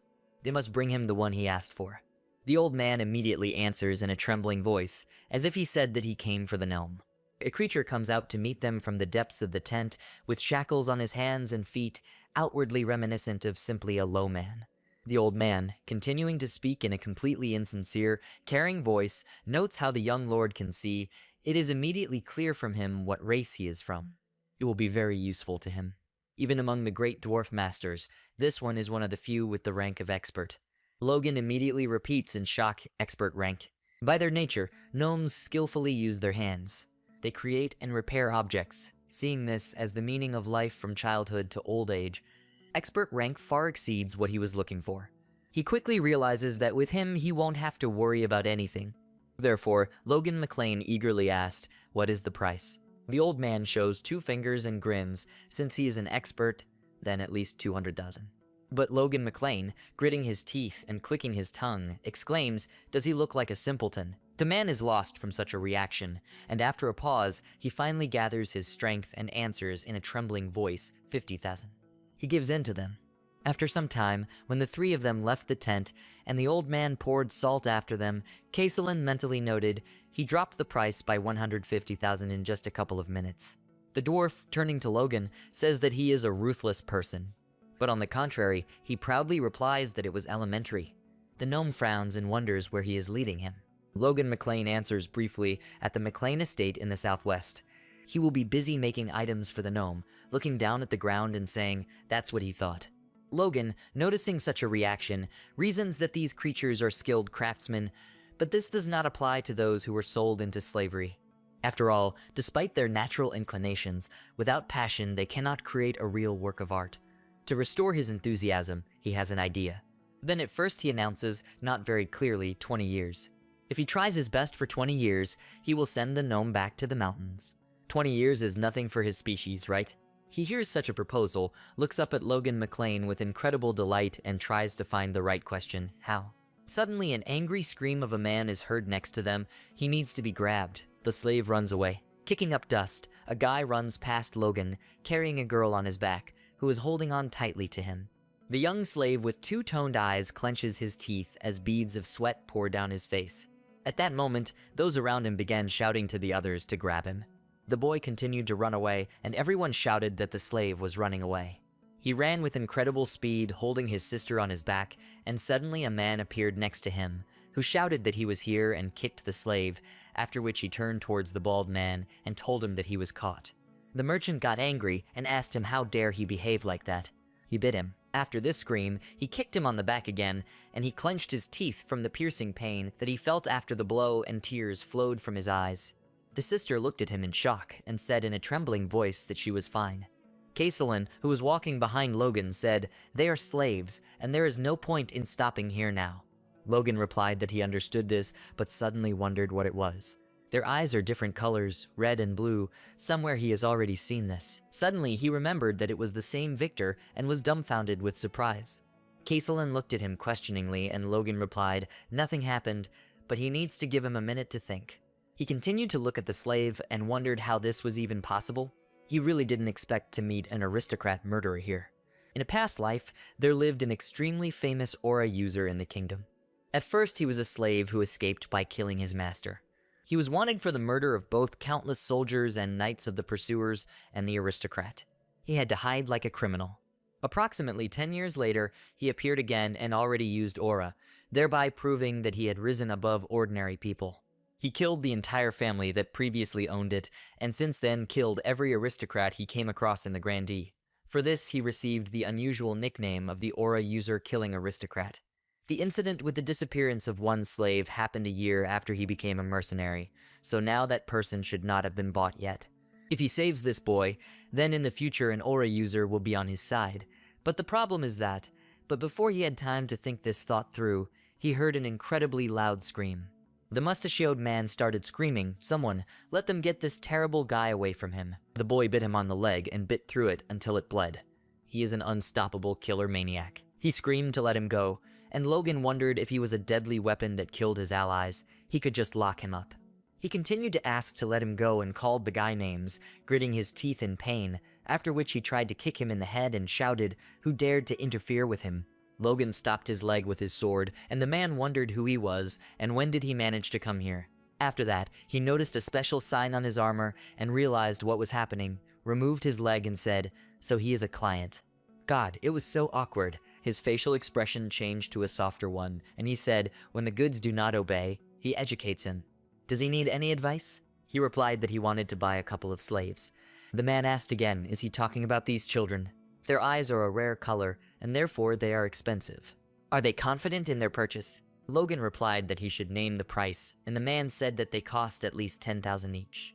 At the same moment, Logan was thinking, a strong young slave costs about 300 gold coins, and he increased the price a lot of times for children from whom all that was left was skin and bones. He thinks it's quite expensive. 10,000 for an aristocrat murderer is cheap, but he doesn't know about it. The man expressed a greedy smile on his face, and Logan understood, besides, he doesn't want to let himself get rich. Because of this, he asked the merchant a question, did he increase the price 30 times for a child who is about to lose consciousness? And the second one already seems to have one foot in the grave. The boy's sister held him in her arms with tears in her eyes and looked at Logan in fear, after which she said in a trembling voice, "Brother." The merchant answered Logan, and yet there is no one else to buy here therefore, but before he could finish speaking, Logan offered him 500 for each. This is a price higher than for a healthy slave. The merchant replied, "God, sir, but that wouldn't even cover their original price." He laughed, and Logan, frowning his eyebrows menacingly and loudly, asked him, in his opinion, he doesn't know how much slaves cost. After that, he squeezed the sword in his hands out of anger, and the man reacted in fear to his actions and thought dumbfounded. Victor is always nothing but trouble, and he is sure that it will not get better in the future, which is why he lowered his gaze and thanked the gentleman for the deal. After some time, Victor woke up on the shoulders of the castellan who was carrying him. Victor was stunned by what was happening and jumped up from his seat, and his sister exclaimed to him, "Brother." Castellan noticed his movement and asked if he had woken up yet. His wounds shouldn't have healed so quickly. Logan answered, and indeed, he quickly came to his senses. At the same moment, he began to think he was secretly emitting a power that could barely be noticed as they walked. This is better than the magic of most low-level priests. However, he turned towards the surprised children, around whom bright rays of light were shining, and he wondered if it was the children who saw power. Even Castellan noticed this. It's probably just a coincidence. Victor squeezed the shoulders of Castellan, and a moment later found himself on the ground with a roar, and running up, swung his fist and shouted at Logan to die, attacking him. He managed to dodge his sudden attack and grabbed him by the hand, after which he threw him aside and Victor screamed loudly. He grabbed his neck and lifted him up and said, he doesn't know if he's obsessed or just stupid. Victor groaned from being strangled, and his sister shouted to him, "Brother." He shouted back at her, Rhea, she should run away from here. Logan asked him again, boy, did he still not understand what situation he was in? Does he look like a slave owner? Victor clenched his teeth in fear and drops of sweat rolled off his face from anxiety and horror. Logan continued to say, it's good that he has a fighting spirit, but he must learn to choose his opponent wisely. From now on, he hopes that he won't have to warn him about this a second time, Victor. If he obeys him, then he assures that his sister will be safe. But if this happens again, then he will get rid of him, and of course, his sister, he exclaimed loudly at the moment when Logan finally let go of him and fell to the ground. After which he grabbed his neck because of the unpleasant sensations, and Logan, bending down to him, carefully examined him and thought with caution that this was enough for him. He plans to make him a knight. Victor was very surprised by this proposal and asked again from it, is he really talking about him? Logan answered, exactly like that. He probably knows that a knight is an honorary aristocrat. As a slave, he will be able to bypass these conditions, and so will his sister. Rhea and Victor looked at each other, and, standing up, he shouted loudly with confidence in his eyes that he agreed to these conditions. Logan smiled back at him and thought that he knew that his cruel nature could be controlled through his own sister. After that, he said, great, then they will start training when they return home, and also Hammer. He suggests leaving here for a minute. Calmer, who was holding on to his backpack, asked him with some feeling of bewilderment with him. Meanwhile, Castellan gave his hand to the powerless Victor, and Logan told Hammer aside that he would write a contract, and he asked him again, a contract? Logan replied that it would be magical, and that if he served him for 20 years, he would send him back to the mountains. Hammer was very surprised by this proposal and shouted the question in response to the mountains. Will he really return him to his people? Logan replied that he understands that it is difficult to believe simple words. But what's wrong? Doesn't he want this? Hammer shouted to him, of course he wants and agrees to anything for this. He will do anything for him. Confusion appeared on his face, and a tear fell from his beard. He simply could not believe that he was telling the truth and thanked him for it, calling him a man initially, and then correcting himself to Mr. His whole body trembled, and he bowed at his feet. Logan thought that if the contract was enough to restore his motivation, then for him it would be a plus. Thanks to this, he will be able to get whatever he wants. Although he gained even more, since he managed to get himself an aristocrat killer. Preparations for war between regions are going quite smoothly. While Logan does not know that rumors about his strange behavior have already spread throughout the McLean domains, while he was away his reputation has sunk to the very bottom and broken through this, and also that Rick is drowning in turmoil, trying to change something. Rick was thinking about what he was doing, damn young master. At this moment, he smiled widely and raised his hand with joy and said, young master, he has finally returned. Logan turned in his direction and asked him how he was doing, Rick. Rick grinned and asked him with delight, young master, is he really interested in this? His hands were shaking from the force with which he squeezed them, and Logan told him that he saw that he was smiling. After that, Rick rudely asked him what he was doing anyway. Does he know what people say about him? They call him an idiot who spent 150,000 gold on monster meat. A few days earlier, a guy with glasses spread his arms while standing in front of a crowd of people and told them something. Those around them wondered in horror what? Buy monster meat. What a moron he is, the guy said in response. Young Mr. Logan McLean from the barony of McLean wants to buy it. People around were wondering, Logan McLean? One of them heard about this. This is the guy who ruined his engagement. Another man standing next to them shouted, is he talking about the guy who abused his fiancée? He thought that spreading rumors about the monster meat would increase the sales of it in the market, but he was not aware of the details of the master's background. Broken engagement? He thought he was just crazy, but he turned out to be an incredible idiot. Despite such thoughts, Philip's instincts screamed that he should not miss the opportunity, 1 gold per kilogram. Not a single mercenary will refuse to sell garbage even to a scumbag if he is willing to pay. Philip asked them if they wanted to make money. Then they must bring him all the meat they have. The surrounding people raised their hands and shouted back at him. The aggressive sales process prompted the mercenaries to bring meat. Logan's rumor spread throughout all the fiefs near the call. Logan laughed loudly and said that Philip completed his task just perfectly. Rick asked how he could laugh at such a moment. He should just look at those they brought and think how much gossip they have heard if they stand with such faces. And he shouldn't worry about this because it will all be over soon. Rick answered him with a bewildered and sad expression on his face that he should not be so calm. Even the head of the house is furious. Patrick, meanwhile, asked, well, did he enjoy running away from home? Logan replied, it really turned out to be useful for traveling. Patrick raised his gaze menacingly and replied, he had heard rumors about his crazy affairs, but he was glad that he spent his time usefully. Dogan, putting his hands behind his back, replied that rumors are just rumors, and he is not the least bit ashamed of what he did. His stepmother Margin was stunned by this behavior and shouted to her husband Patrick, can he see, dear? The first young master does not even realize where his place is and how his actions can affect their honor and name. Logan replied, Mother, it was unnecessary. He spent almost nothing from the funds received for breaking the engagement. Marion was surprised and, frowning, shouted at him to repeat what he said. After that, she screamed again, Patrick, no, but did he hear it? Will she really take his side now? Patrick put his hand on the table and said that this was enough. She continued to scream, the first young master is completely to blame. He got angry and shouted back at her that he had already said enough. Marion was dumbfounded and trembled, and he continued to say that he would like to talk with Logan alone and asks him to leave them. How can he treat her like this? He replied that he would give him a final warning. Logan looked into his eyes with fear and did not move. Moments later, they were alone and Patrick went to the window and asked him what was happening to him. He offers to talk about what's going on and why everything is the way it is. Logan, who was standing close to him, thought that it looked like he wouldn't back down this time and replied that he wouldn't understand even if he talked about it. Patrick asked again, but does he even understand what he's doing? Is he aware of how others speak of him? They consider him a cruel, evil, money-obsessed man, and lately even insane. How much longer will he have to cover it? If this is just a period that will end in the future, then let him know about it so that he can at least apologize to his late mother. Logan lowered his gaze and thought he just couldn't believe that he mentioned her. This had never happened in his previous life, even when he was kicked out of the house. Perhaps he has not yet lost hope for him, and he decided to ask his father to give him one more year. After this time, he will understand why he is doing this now. Let him do him this favor, father. In all honesty, he said these words and Patrick was dumbfounded when he listened to him. After that, Logan slammed the doors and left the room. Patrick was left sitting at his desk alone and thinking, wow, how strange this word sounds when a parent and child are talking. In his hand was a special medallion, the chain from which rang in his hands, and he thought, if Logan does not answer for his words in a year, then he will have to make a decision, because first of all, he is the head of the house, and only then his father. Inside the locket was a photograph of a beautiful woman named Riene, and he apologized to her because he had no idea what he was up to.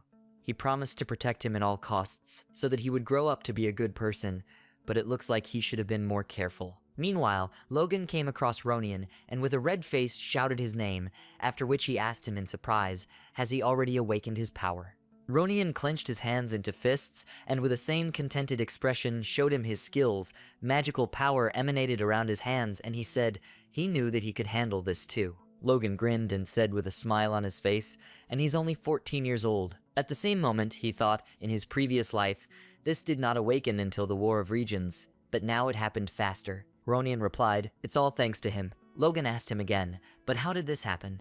He answered, the knights tried to prevent him from meeting him when he returned and then, but before he could finish speaking, Logan grabbed him by the shoulders, turned his gaze to the knight standing next to him and asked what. The knights began to scratch their heads with embarrassment and look in different directions.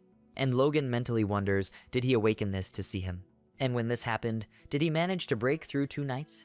Ronian beamed with pride in himself and Logan laughed and shouted to him that he really did well. If he teaches him the secret of the divine sword, then when the power stabilizes, he will be able to become much stronger than in his previous life. A house in the south of the barony, Logan arrived there and told Dwayne that he had returned. He was surprised and told him, so it's him, young master. He replied, here are the 350 rank mercenaries he asked to hire. The surrounding men began to whisper among themselves, is it him? Whoever called them here then left them in this crumbling house for 10 days. They weren't fooled, were they? The Baron's family wouldn't get involved with the mercenary guild unless they went crazy. Who knows?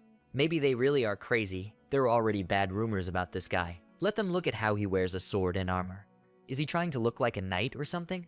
Logan got angry and thought, God, he needs to pacify these scumbags fighting for their lives now, otherwise they will not be controlled. He called one of the guys standing in the crowd, addressing him rudely, and he asked again, pointing his finger at himself in bewilderment, what was going on? Is he talking to him? Logan asked, in his opinion, he looks funny in armor and with a sword. He was very surprised and replied that he didn't understand what he was talking about, and at that very moment he wondered how he could hear him from there. He replied, of course, that he didn't think so, otherwise he would have to answer for his words, but a mercenary of rank does not have abilities that could allow him to look down on others. The man was dumbfounded with bewilderment and Logan asked him again, did she insult him? Looks like even an insignificant person has pride. He should come forward. If he can hit him at least once, he will immediately pay him a year's wages and let him go. Everyone around him was very surprised at this proposal, and he continued to say that he was betting his honor as an aristocrat on this, and the rest would be witnesses to his promise. They stopped opposite each other, and the man answered him, okay. He won't go back on his words, will he? They came close to each other, and the man turned out to be much taller than Logan himself, and looked at him from above with a greedy smile. People around him wondered how healthy he was, maybe he had a B rank. The other guy answered, not yet, but he will get up when he completes this job. Logan breathed a sigh of relief and wondered why he is so confident in himself. The man smiled and said that he could start. Logan asked him, is he? He will regret this. The enemy replied that he had been using the sword much longer than himself, and therefore he should not worry about it. Could it give him some additional advantage?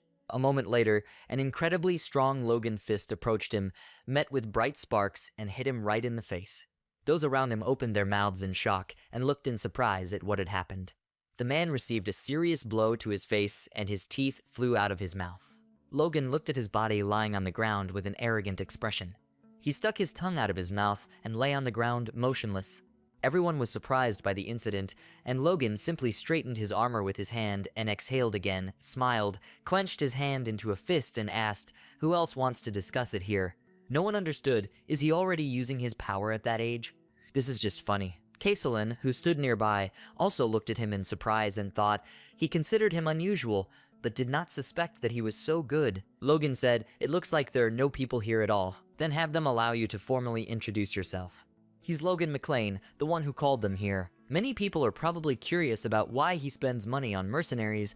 He plans to turn them into crossbowmen and cavalrymen. Having proposed this idea, he looked enthusiastically at those around him, who frowned at him and were dumbfounded. They started talking to each other about what was going on. Did he say something about cavalry crossbowmen? Does anyone use a crossbow on a horse? It takes a lot of time to reload. Kaisolin came closer to Logan and whispered in his ear, sir, a crossbow is not a suitable weapon for cavalrymen, to which Logan replied that he knew this, and he asked again, does he know? Then why would he do this? The crossbow is more powerful than the bow, but it takes inexperienced shooters more than a minute to reload. To do this, they place their foot on the stirrup, but on horseback, they will very quickly lose the ability to shoot, even if they have 3 or 4 loaded crossbows with them. Their bewilderment is understandable. For now, let them think that he is throwing money away by pretending to be a soldier. This doesn't affect anything at all. He asks Kaisolin to train them thoroughly, and later he will understand why it was necessary. The crossbowmen and cavalrymen would have powerful McLean forces even after the Fief's War.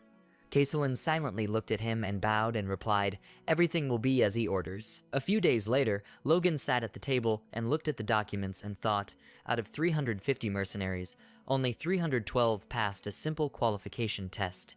This is very good. Someone addressed him as master, and he paid attention to it.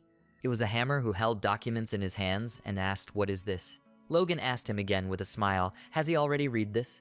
This is a diagram of the crossbow he will have to make. He silently looked at the paper one more time, and Logan said that he understood that it looked rather rough to the eyes of a professional. He thought about the fact that he had used this weapon for several decades in a past life and roughly outlined the structure of this item. He is a dwarf with the rank of expert, so he should be able to handle this. Hammer asked again, he needs to place a container in which there will be projectiles from the back of the crossbow and do it.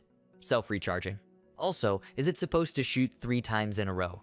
And who came up with this terrible idea? Logan answered him, which is why Hammer frowned. He felt ashamed of his words, and he tried to correct himself and spoke out. If you think about it, this is very innovative. Logan smiled and blushed after his praise, and Hammer continued to speak, but the intertwined cables in such a mechanism would not hold up and break, and because of the wooden box at the back, the shooters would be uncomfortable. How to be? Logan asked how he knew this. He looked at him questioningly and told him that he needed to decide this. Behind him there was a loud and bright explosion of anger, he felt.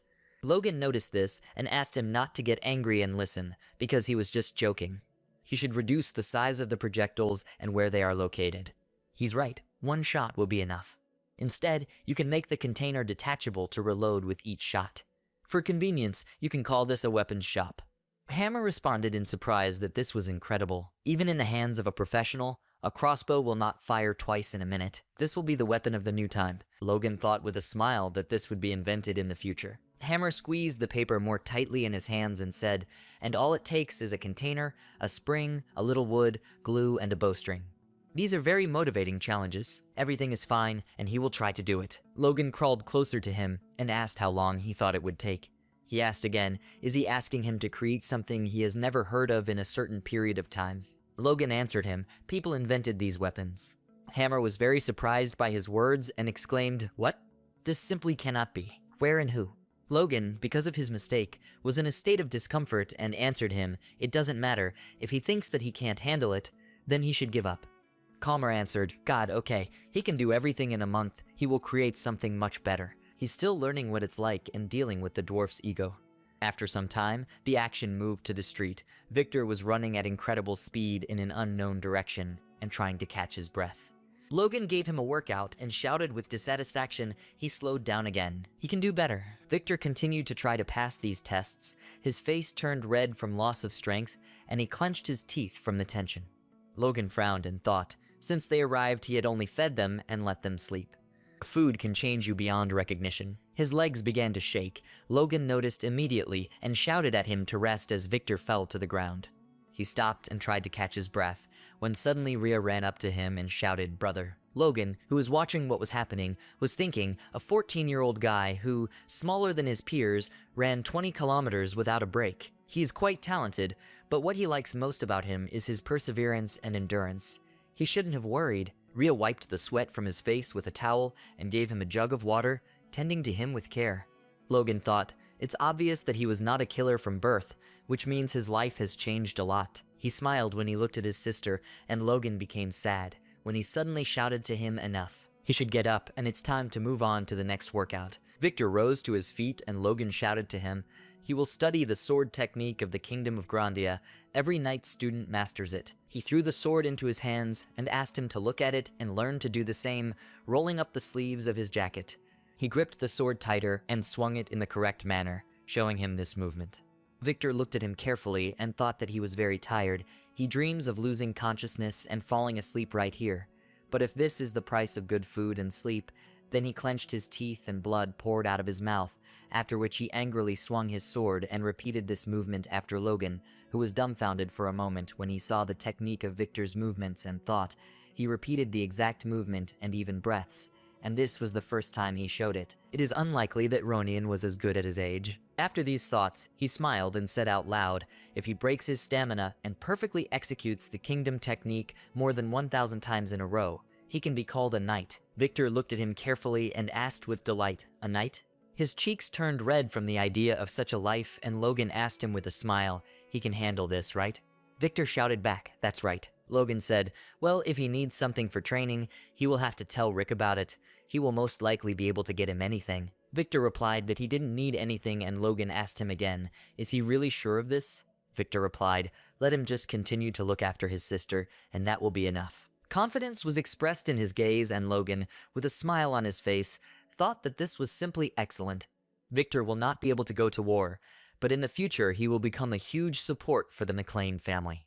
And also, now the next position. An army of mercenaries and new weapons will become a formidable force, but you shouldn't rely too much on them.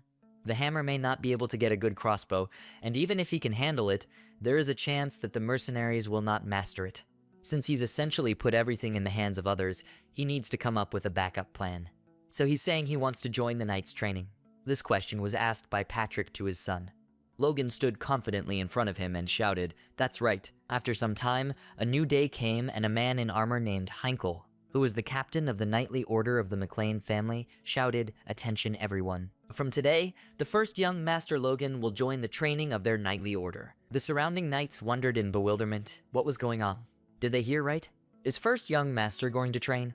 He defeated the Dominion, and now the knights seem like some kind of joke to him. Heinkel at that moment remembered his conversation with Patrick, turning pale with anger. He stood in front of his desk and asked, is he going to send the young master to train with the knights?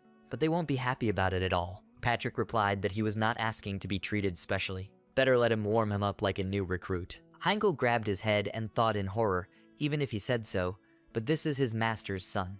It would be easier to treat him well. Logan turned to him and asked him not to worry when he saw how he grabbed his head, and said that if during this week he catches up with the others in academic performance, then he will pretend as if nothing happened and leave them alone.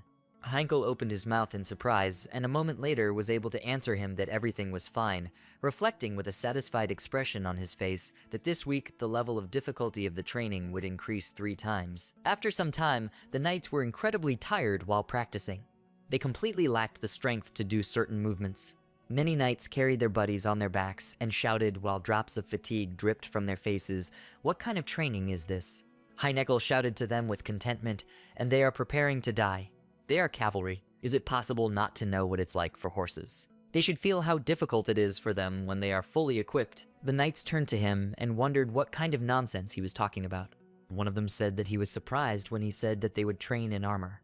They have to go through because of that terrible troublemaker. But he won't last long, maybe 3 days, although most likely he won't last even 1 day. Logan absolutely also repeated all their movements and training, and suddenly began to outrun the surrounding knights and ran into the distance of the forest, being the first. The knights did not wonder what was happening and looked questioningly in his direction. Heinkel, also looking after him, understood that this was simply incredible. Is he really the leader among the knights? On top of everything else, he smiles. At this rate, not he but the knights will fall behind the program. He clenched his teeth in rage and looked at the ground, after which he sharply shouted to everyone to stop, and Logan did not expect to hear this and was surprised. He shouted to rest for 10 minutes, and all the knights tried to catch their breath while sitting on the ground. Logan let go of his partner, and Heinkel approached him, who smiled and asked him, "Young master, is he coping with the task, or is he tired?" At that moment, he was thinking that this was obvious. Just let him answer him honestly, and he could cancel this crazy training. Logan replied that this was tolerable for him, and Heinkel asked in bewilderment, "What?" Logan replied that this was a pretty good training. Knights go through this every day, and therefore are probably strong. He is looking forward to the next training. Those lying on the ground from fatigue looked in horror at Heinkel, who did not expect to hear these words and thought, this is absolutely not what he was looking for. Logan looked at him questioningly with a grin, and after a while night fell on the street. I looked around and wondered, have all the knights left? Training with them is his insurance in case all his plans fail. If all else fails, he will join the knights and fight on the front line, so you need to get close to them now and establish a connection. And even though his strength can be developed through meditation, but it is also important to train your body. This is what the training of the Order of Knights is useful for, recreating a bright magical flame near his chest. He said that he knew it would work. Since the core of strength is growing, he does not even feel any fatigue. At the same moment, he sharply pulled out his sword, closed his eyes, and swung it with another sharp movement, after which the sword glowed with flame, and he wondered, is this the power of the 1-star core? Maybe when he reaches the 2nd star, he will gain the strength to match a high-ranking knight like his father. His face flushed with satisfaction as his body trembled. After some time, some examples of weapons appeared in front of him, and he shouted that this is a failure, this too. Didn't he come up with anything else? Where is the carving he asked for? This thing only fires 1 shot. Calmer, who stood opposite him, could not object to anything, and Logan asked again, what about a weapons shop? Didn't he tell you that this needs to be implemented? Hammer was very angry and looked at him furiously and said, but after which Logan sharply grabbed his head and apologized to him, saying that he forgot there was no need to say that.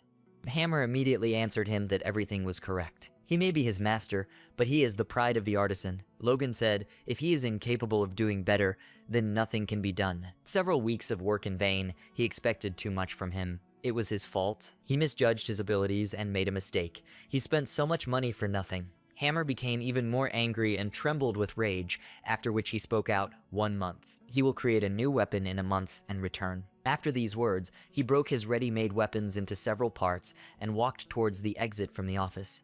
Logan looked after him and wondered, wow, he was so angry. What about a new one? If he weighs it even more, will he build something amazing? Just what you would expect from a gnome. A month later, the hammer arrived to him with a new weapon, from which several shots could be fired at once, and showed it on the field on the street, hitting 2 arrows almost on the target at a long distance, after which he asked again, what would he say about it? This item makes 1 more shot, and it's easier to hold with 1 hand, and you can also change weapons shop. Logan looked at the embodiment of the weapon with his mouth open and thought, holy saints. He reloaded it in less than 5 seconds. The radius is not as large as the weapons from the past, and it is smaller, but it is better suited for the cavalryman. As he said, all that remains is to insert the weapons shop prepared in advance. He has been working hard for a whole month to create this, and is not going to be more important, but let him keep this in mind. These were his words, but Hammer has even surpassed himself, and he simply cannot believe that they have already come so far, although there is still a whole month before the war. And his face turned red and he grinned, after which the Hammer asked him, sir, is he even listening to him? Logan grabbed him, lifted him up, and said with a feeling of incredible gratitude that this was a great job. He did a good job, Hammer. Long live the dwarves, long live the Hammer. He was very angry because of such actions and shouted they could be seen. He is not a child. Logan looked at him with delight and said again, Hammer. He asked him again, what? Logan immediately asked the question, could he make 400 of these things in a month? The crossbow fires 2 arrows and immediately reloads. They stick with incredible speed into the thick bark of the tree, and Caesalin watches this with a weapon in his hands. The 2 mercenaries, seeing this, say in shock, this is amazing. It lies very far away. Besides, it shoots several times in a row. This is a very interesting crossbow. Even Caesalin wonders how this weapon can do such a thing. Is it muzzle loading and shoots at a long distance with such and such speed? If you equip this army of more than 300 cavalrymen, it's even scary to think about the consequences. So afterwards he turns to Logan McLean and notes that he is truly an amazing person. Is this what he meant when he spoke about crossbowmen and cavalrymen? He confirms with a satisfied smile, yes, sort of like that. At the same time, he understands that it was not easy for the hammer. Other masters helped him, but it was impossible to predict that his order would come 2 weeks ahead of schedule and even make an additional 100 crossbows. Hammer, after all the work done, simply lay on his back and held a sign that said that he was now on a break. But at the same time, Logan still waved his hand at him with a smile and said that they would be very useful to him. At the same time, he thought that a dwarf with the rank of expert was something. He would like to share it with both the knightly order and the soldiers, but he has financial problems. And technology leakage, the poet therefore needs to slow down his ambitions for now. Then, turning to Caesalin, he orders from this day on, the mercenaries must take crossbows and go to defend the mountains outside their territory. He heard this confusedly asking what. But Logan McLean, not wanting to listen to the refusal, defiantly asks, does he want to say that this is impossible? But he immediately looks away to the 2 arrows that are still sticking out of the tree and thoughtfully answers, maybe this will work out. But Logan, taking a step forward, corrects him, not only can he must make it happen. Otherwise it was all in vain. Then he turns to the mercenaries and asks each to take a crossbow. Caesalin, looking at him, thinks he wouldn't develop such a weapon to kill monsters. Is he really preparing for war? When the snow gradually melts and lush grass and bright yellow dandelions slowly sprout on the ground, the knight says with admiration, wow, he has tremendous stamina. Logan McLean runs forward at this moment, carrying 2 knights on his back. Watching him discuss this, it's just funny.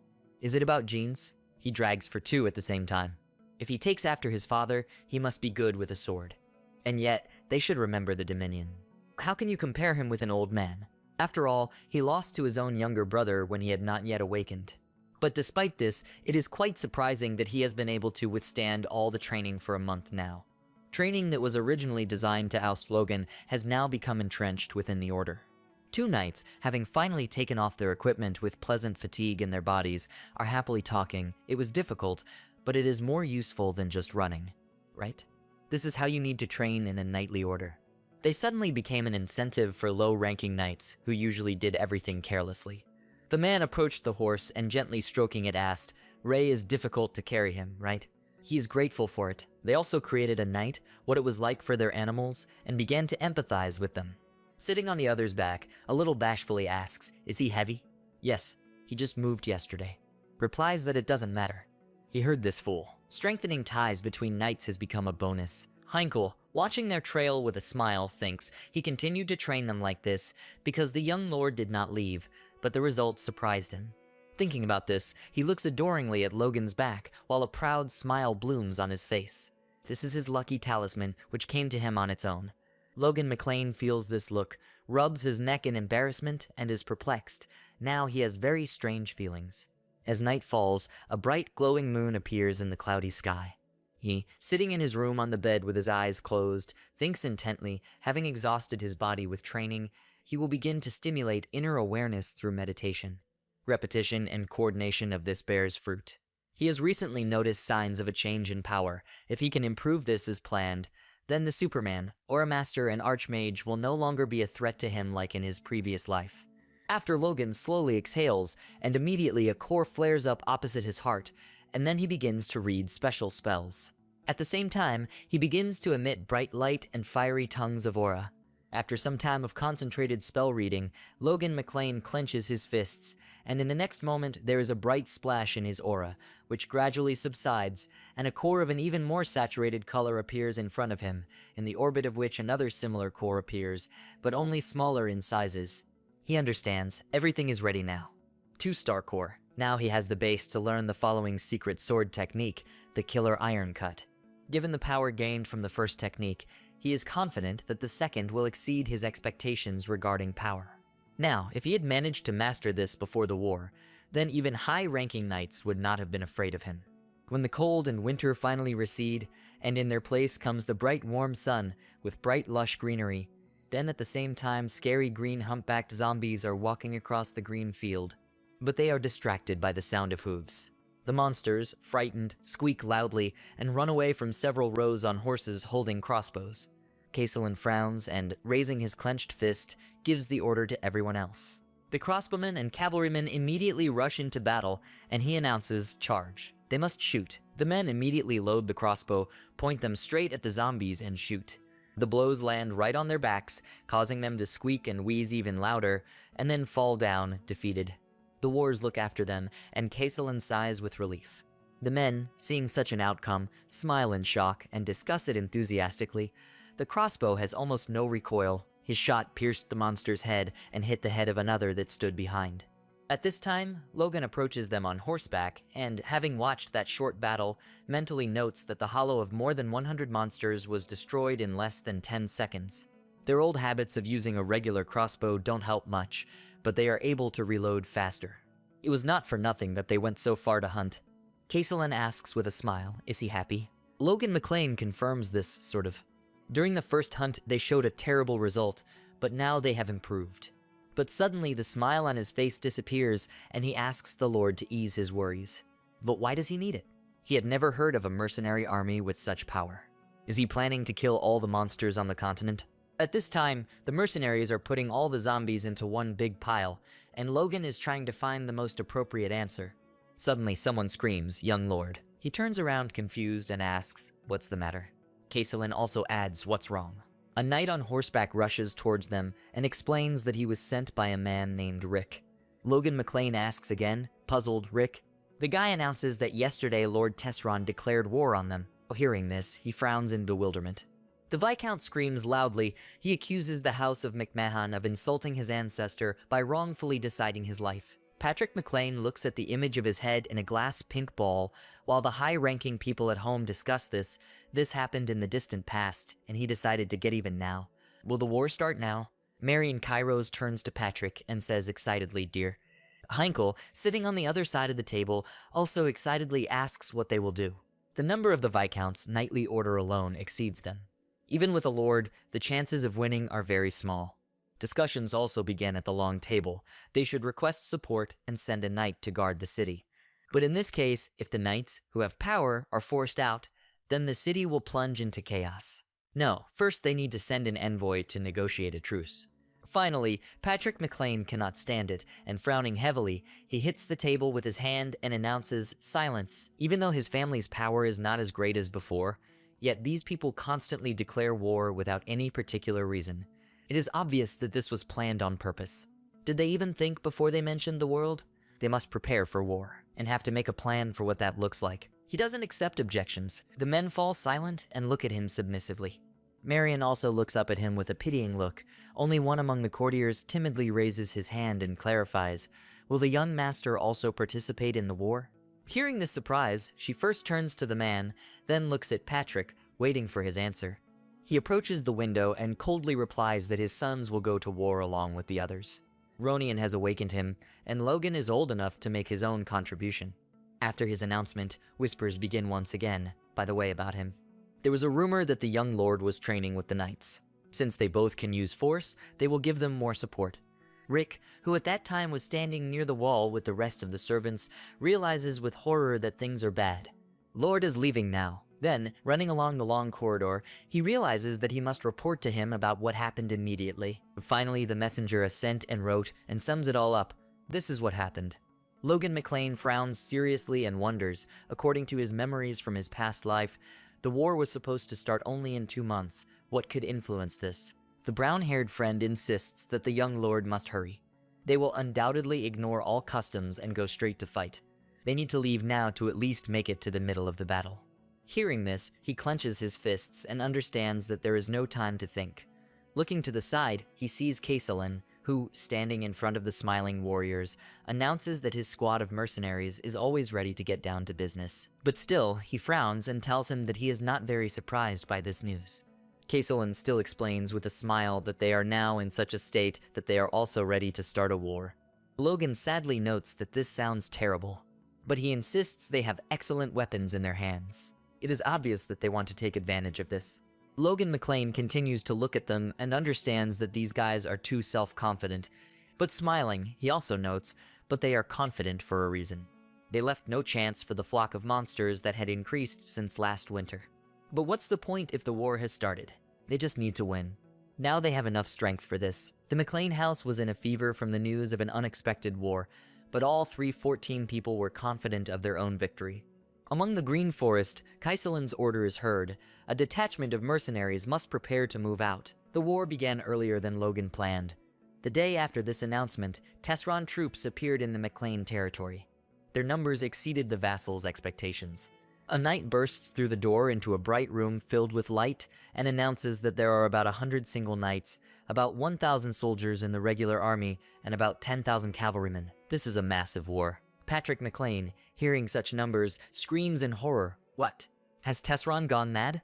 Then he begins to shake when he realizes that they will have to face not only the forces of the knights, who are like supermen for ordinary people, but also the cavalry. And this is in a war between fiefs and not nations. Gritting his teeth, he suddenly wonders, why go this far? A male friend fearfully adds, and also, the Quiros house said that it would not send them help. Marion, hearing this, frightened, asks again, what? This can't be. He must have made a mistake. But the knight adds that Dwayne said he had addressed them several times. She immediately begins to tremble as she insists in a trembling voice, no, she must see each other in person. Patrick at this moment feels anger overwhelm him and announces that they must gather all the men who can hold weapons. They will answer them all with their own strength. The man immediately answers, that's right. Confidant, the house of Quiros turned away from them. Once near the city, McLean gathered as many people as he could to fight Tesseron. Among them 53 knights, 552 regular soldiers, and 418 conscripts. And that 523 people. The knight, looking forward, shakes with horror when he sees the approaching equipped and armed cavalry. At that moment, he, along with Patrick and Heinkel, came forward, mounted on horses. That's not even half of Tesseron's number. Patrick McLean, seeing such a picture ahead, sighs heavily and frowns. Questions arise among the knights. Where is the first young lord? Didn't he hear? He left a long time ago and hasn't returned yet. At such a time, it cannot be. Probably shouldn't wait for him. He ran away when he heard the news. All this whisper is heard by Ronian, who turns to them angrily and asks, what are they talking about? He would never do that. Afterwards, he remembers how he watched Logan, who was holding a sword in his hand, emitting an aura, and turning to him said that he would soon teach him a secret technique. They should work together to save their family. Then Ronian McLean realizes that his brother knew that war would happen. He couldn't just run away. But the men, as if not paying any attention to his words, continue to ask each other, has the first young lord escaped? So the rumors are true. He escaped? Ronian turns to them to object again, but suddenly Patrick McLean turns to him and announces that he will have to replace his brother. He must remain determined no matter what happens. At this moment, he also wonders why he can't believe it. However, something else is important now.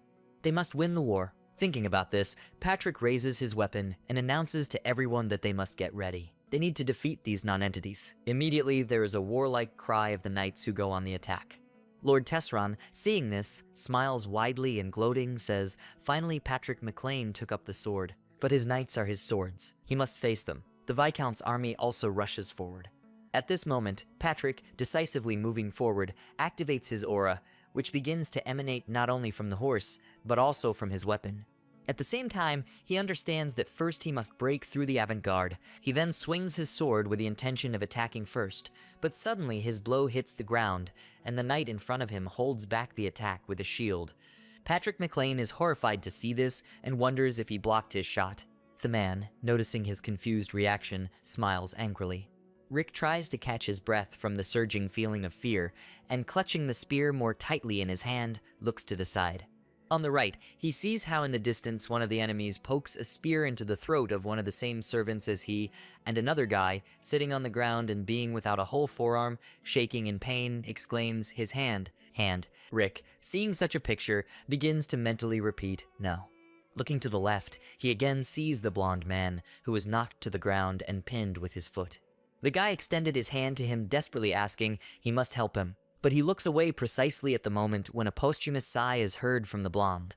Rick becomes even more terrified, and being overcome by a strong trembling, he thinks, no, no, no, it's bad, don't lose. Their troops were so outnumbered that they even sent servants like him to fight. If you surround them, then this is definitely the end. But suddenly his eyes roll upward when someone hits him on the head with a spear.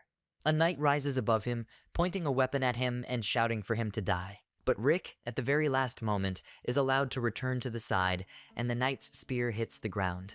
Unexpectedly, the man mumbles something when he, too, is hit by the tip of a spear.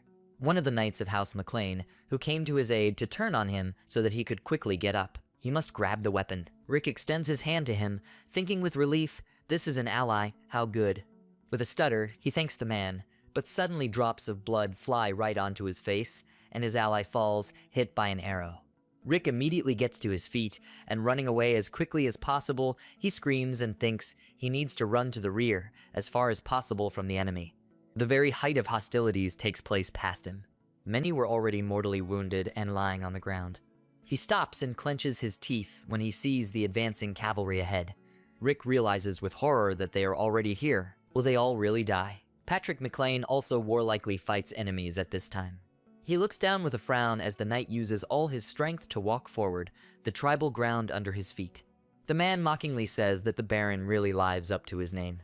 They didn't prepare so hard that he can no longer believe what's happening. But Patrick doesn't react to this, clutching his sword tighter and notes that this guy survived his blows containing power. He didn't know that Tesron also had a high-ranking knight. The other four are at least mid-rank, but is that why they are so self-confident? Afterwards he asks menacingly, so they are the ones who are preparing to deal with him. The knight, dripping from his mouth as if confirming his words, immediately asks how he should prepare them.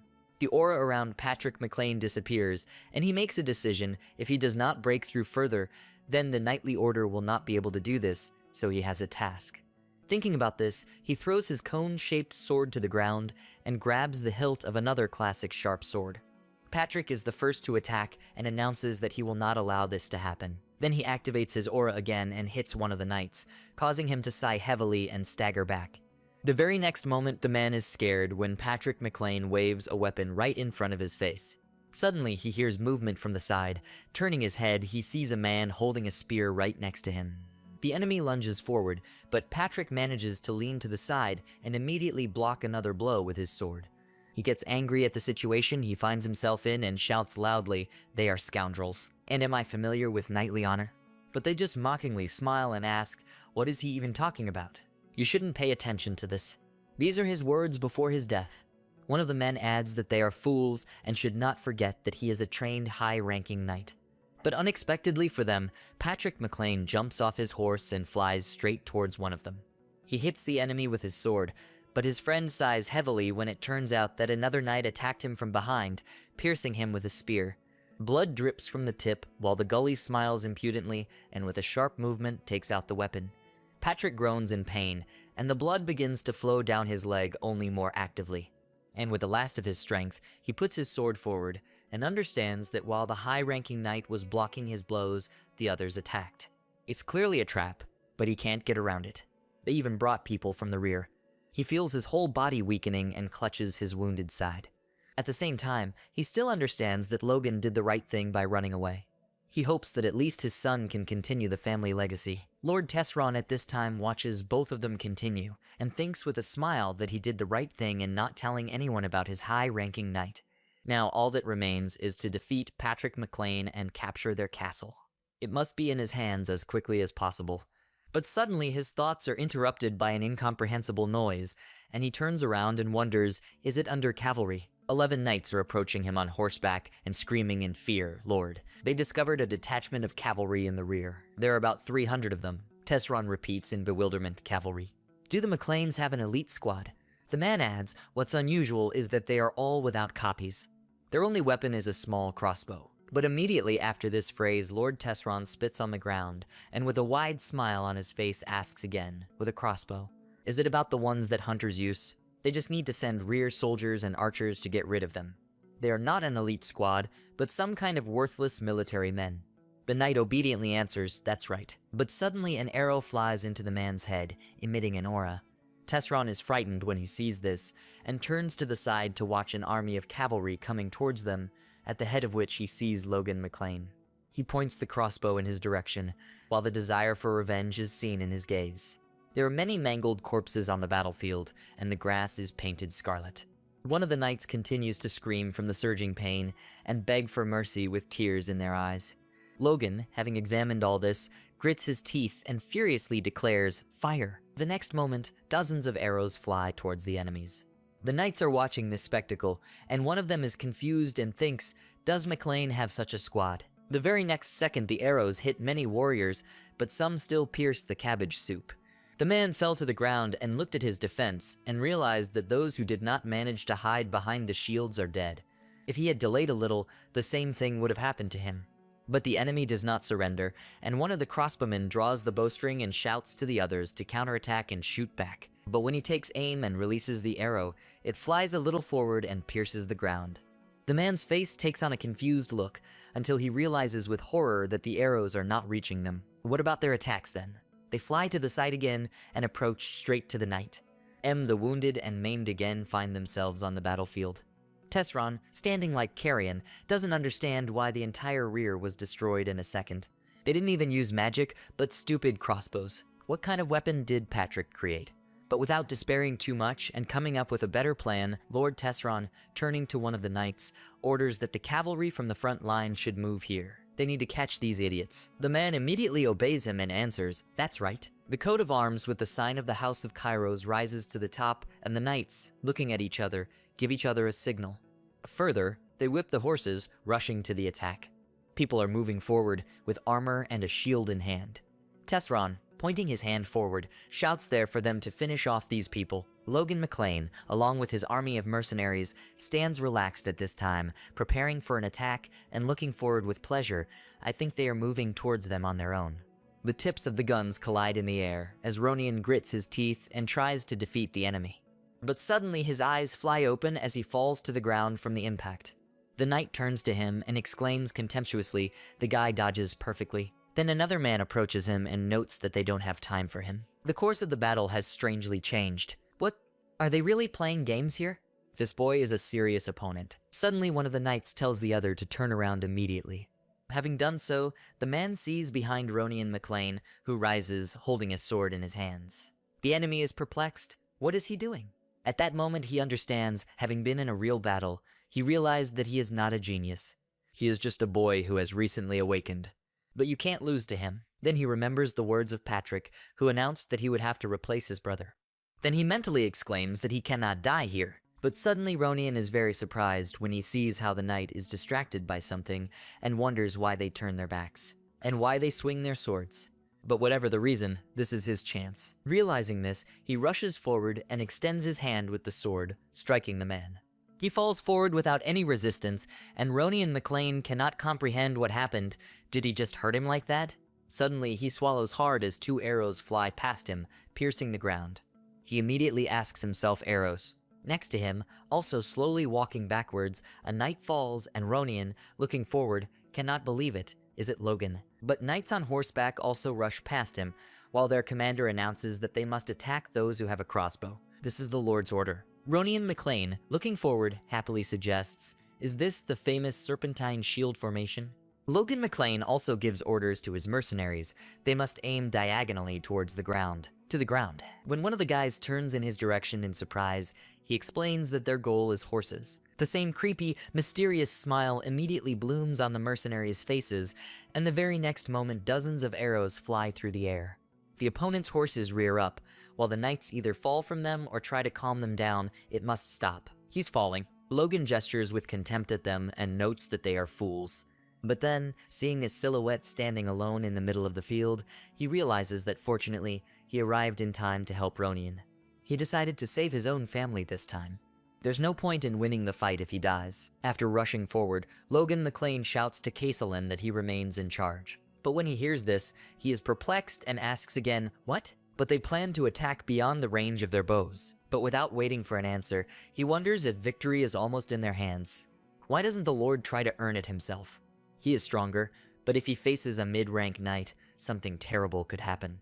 Afterwards, he decisively shouts for everyone to focus on protecting Logan. Patrick McLean continues to fight with the knights at this time.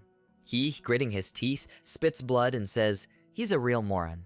The man, also smiling evilly at him, says in response he cannot believe it. The Baron ran towards him. He knows that he will be stabbed to death. Suddenly, another man appears on the other side of him, swings his sword and tries to attack him, but Patrick manages to step aside in time. From such a sudden movement, sooner his side begins to bleed even more, he groans in pain. But then, looking up at his enemies, he mentally notes that this is strange. The knights approach him, and he realizes even more that they are all literally attacking him against his will. Why so much despair if the advantage is on their side? With the help of one of his own swords, he repels the attack of two at once. But this does not really help the situation, and Patrick McLean, gritting his teeth, understands that things are bad. But suddenly the knights feel that another aura appears nearby, and turning around is very surprised. Logan McLean runs straight towards them, and with a sharp swing he confuses them. Patrick also steps back and wonders what happened. But looking forward at Logan, engulfed in an aura, Patrick McLean says it's him. He smiles in response and notes that he barely made it. Finally, when the aura dissipates a little, Patrick joyfully exclaims, "Son." Approaching him, he remembers with admiration. He saw how his son, along with a detachment of mercenaries, was approaching from the enemy rear, but was sure that he was far from getting here. How did he manage to make such a way through his enemies to him? After this, Patrick McLean turns around and cannot believe it when he sees a field strewn with the corpses of his enemies. He wonders in shock, are they all defeated? Then he turns to Logan McLean and tries to find the right words. When did he become so strong? No, that's not important right now. He doesn't know what's going on. Well, since he's here, does that mean the advantage is on their side? He answers confidently with a smile, of course.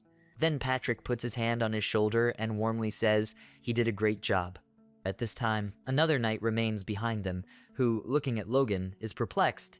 Did he just knock down two middle-ranking knights at the same time? Is this pathetic 20-year-old hillbilly? At his age, he worked until exhaustion to become a knight. Okay, it doesn't matter, because now he will kill him right here. Tightly grasping the sword, the man asks the two knights lying next to him on the ground, what are Rix and Trommel doing? They should take the potion soon. But both men groan heavily in response. Patrick McLean realizes at this moment that this attack was enough to see that even though Logan is not a high-ranking knight now, he has enough strength to cope with most mid-rank knights. It would be nice if his son dealt with those of middle rank, and he dealt with those of high rank. But unexpectedly, Logan McLean stops Patrick and decisively announces that he will fight the enemy. But he tries to stop him. No, this knight is too strong for him. He has made significant progress, but has not yet reached a high rank. Then Logan gives him a sharp, but not hard, blow to the stomach, causing Patrick McLean to sigh heavily and double over. Logan McLean, softening, explains that even he can defeat his father in this state. He should just trust him to let him fight the enemy. Having said this, he frowns seriously, and Patrick, sighing heavily, steps back and agrees, okay, but the son must be careful. He smiles and finally says they should end it soon. The next moment they scatter in different directions, attacking the remaining enemies. One of the knights, seeing this, is perplexed. Is this guy stepping on him and not a high-ranking knight? A male friend clenches his teeth tightly and activating the red aura shouts, how dare this idiot do this? But Logan, also jumping up and rushing forward, tightly grips the sword and soon lands, immediately swings the weapon. Studying the aura, he attacks the knight, who is trying his best not to lose. Logan McLean still does not lose his determination and throws the man back.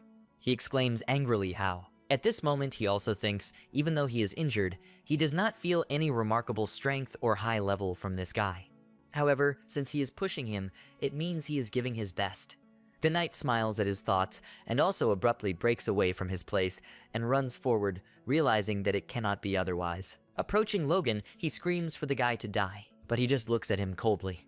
Soon they are in the process of fighting. The fast one often moves around the field, and the man still uses his red aura, stomping his foot and swinging his sword. But suddenly he feels pain in his side and again, gritting his teeth, he understands this cannot be, just not too early. Logan McLean, noticing his hesitation, swings his sword, causing blood to flow from the knight's mouth. Well, after all, Logan's blow lands on the ground, and during these seconds the man manages to jump back. Then he realizes that this guy never set himself up for him. You need to find the moment to attack. Suddenly he notices something and smiles, picking it up, although he has another option. Logan McLean suddenly follows his gaze and pays attention to his own sword and realizes that the power in his sword is being absorbed by the enemy's sword. Afterwards, he looks again at the knight, who, without removing the creepy smile from his face, notes, "Great, the guy fell for it." And then the man gets into a comfortable position, grips the hilt of the sword, and goes on the attack with a roar. Logan keeps up with him, and Sakaya also tries to stab him. The knight rejoices like this. His center of gravity has shifted. Next, he moves the sword to the side and realizes this is the perfect moment. This is followed by a swing of the sword, but in front of the man only a brown cloth flies into the air. He turns around and is perplexed. A shred of clothes. Is this guy that fast? No, is he that slow? Logan McLean, having managed to get around him from behind in a matter of seconds, briefly says, "This is the secret of the divine sword." Afterwards, he waves his weapon, which glows with a bright yellow light.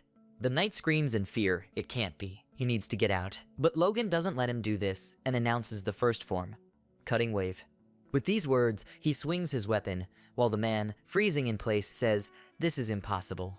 But a powerful energy wave is already heading in his direction, causing Patrick McLean and the enemies with whom he fought. Ronian also stops and looks up at the bright pillar of light shooting into the sky. But when everything passes, Logan McLean spits saliva on the ground and looks at the mark in the ground that his attack left. Afterwards, he frowns when he sees the man's corpse and asks out loud, "Does a high-ranking knight rely on cheap tricks?" But still, raising his sword up, he loudly declares he, Logan, killed the enemy general. The enemy troops, seeing this, begin to discuss what happened. A high-ranking knight has fallen. This can't be. Where is the Viscount? Did they even get to him? It is unknown, but the flag has not been seen for a long time. Suddenly, one of the soldiers throws a sword on the ground, and another knight immediately turns to him. What is he doing? Has he gone crazy? But the man fearfully replies that they need to surrender in order to be saved. He doesn't want to die. But the blonde still can't believe it and asks how he can do this. The rest of the knights who saw this first freeze, and then also laying down their arms, I declare that they will not surrender. They all give up. Suddenly, in the middle of the field, a desperate cry is heard from Rick, who, with tears in her eyes, announces, "Long live young Lord Logan." The McLean knights also exchange glances with each other and smilingly begin to rejoice. Long live the young lord. Long live Logan McLean. Someone is still trying to stop them and reminds them that they are Cortina. The battle is not over yet. When cloudy night sets in, the clatter of hooves is heard on the small path. Lord Tesron, sitting on this, is perplexed. At what point did everything go wrong? He has been preparing for this fight for 3 years. He even requested the help of other aristocrats and gathered 100 knights. What a red-haired idiot. His cavalry and weapons ruined everything. Then he remembers Logan and, waving the reins, realizes he needs to get home first. That way he will stay alive. Soon he actually approaches the wall of his castle and dismounts from his horse and approaches 2 guards. Tesron hurriedly shouts for them to open the gate. Their lord is back. The knight, seeing him, repeats in bewilderment, "Lord." After that he salutes, but suddenly another guard, pointing his finger forward, asks what. They must see this. Someone is coming. Lord Tesron turns around and wonders, is this cavalry? Mercenaries led by Logan McLean actually appear on the horizon, and at that moment he understands that this is the end. Having dismounted from his horse, Logan exclaims in irritation, "The stupid lord can run fast." A night fog spreads across the ground, and after standing for a while, he announces that Tesron has lost. They must immediately open the gate and let the winner through. At this moment, the knights who had already lined up a protective wall for us, pulling the string of their bows, began to worry, did they lose? Is that why the lord returned in such a hurry? But they are abruptly distracted by the commander, who specifically asks if they were scared, having heard enough of the enemy's empty words.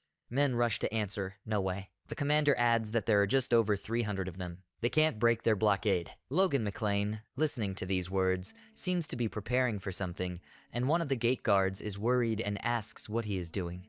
But he activates his aura and abruptly disappears from their field of vision. The man at the gate wonders, has this guy disappeared? Can't be. But looking up, he sees Logan already jumping high and flying up to the wall. Then the guard announces that he is there. The commander is approaching the blade, and Logan McClane, in a voice that does not tolerate bickering, orders him to open the gate if they do not want to die. After some time, the doors of the room in the castle are open, and one of the servants is guarding the passage into a small room in which Lord Tesseron is located. As he fills a bag with gold and jewelry, he is excited and thinks that he needs to take at least some gold. But suddenly a voice is heard behind him. He's caught. Turning around, Tesseron crawls back and asks how the guy ended up here. Logan explains that his maid showed the way even before he threatened her. This behavior says a lot about his reputation here. He grits his teeth and sees how another of his servants, guarding the entrance, looks at him for the last time and quickly leaves. This irritates him even more, and he wonders how they dared to sell it. After that, he also slowly moves backstop. In accordance with the convention concerning feudal wars, he only asks to spare him and his family. But Logan McClane, hearing this, mockingly asks again, in accordance with the convention. He declared war without cause and invaded them the very next day. Now he mentions the convention. Tesseron still looks pitifully at him with hope, but Logan unshakably says, does Hammond Tesseron have no conscience at all? He insists, and yet says with hope, he still has the honor of an aristocrat. Enemies caught during feudal wars are guaranteed life in accordance with the convention. Logan McClane clarifies again, honor of the aristocrats. Certainly. He respects the honor and traditions of McClane's own house, so he will spare his life and also give him time and permission to take the gold and leave.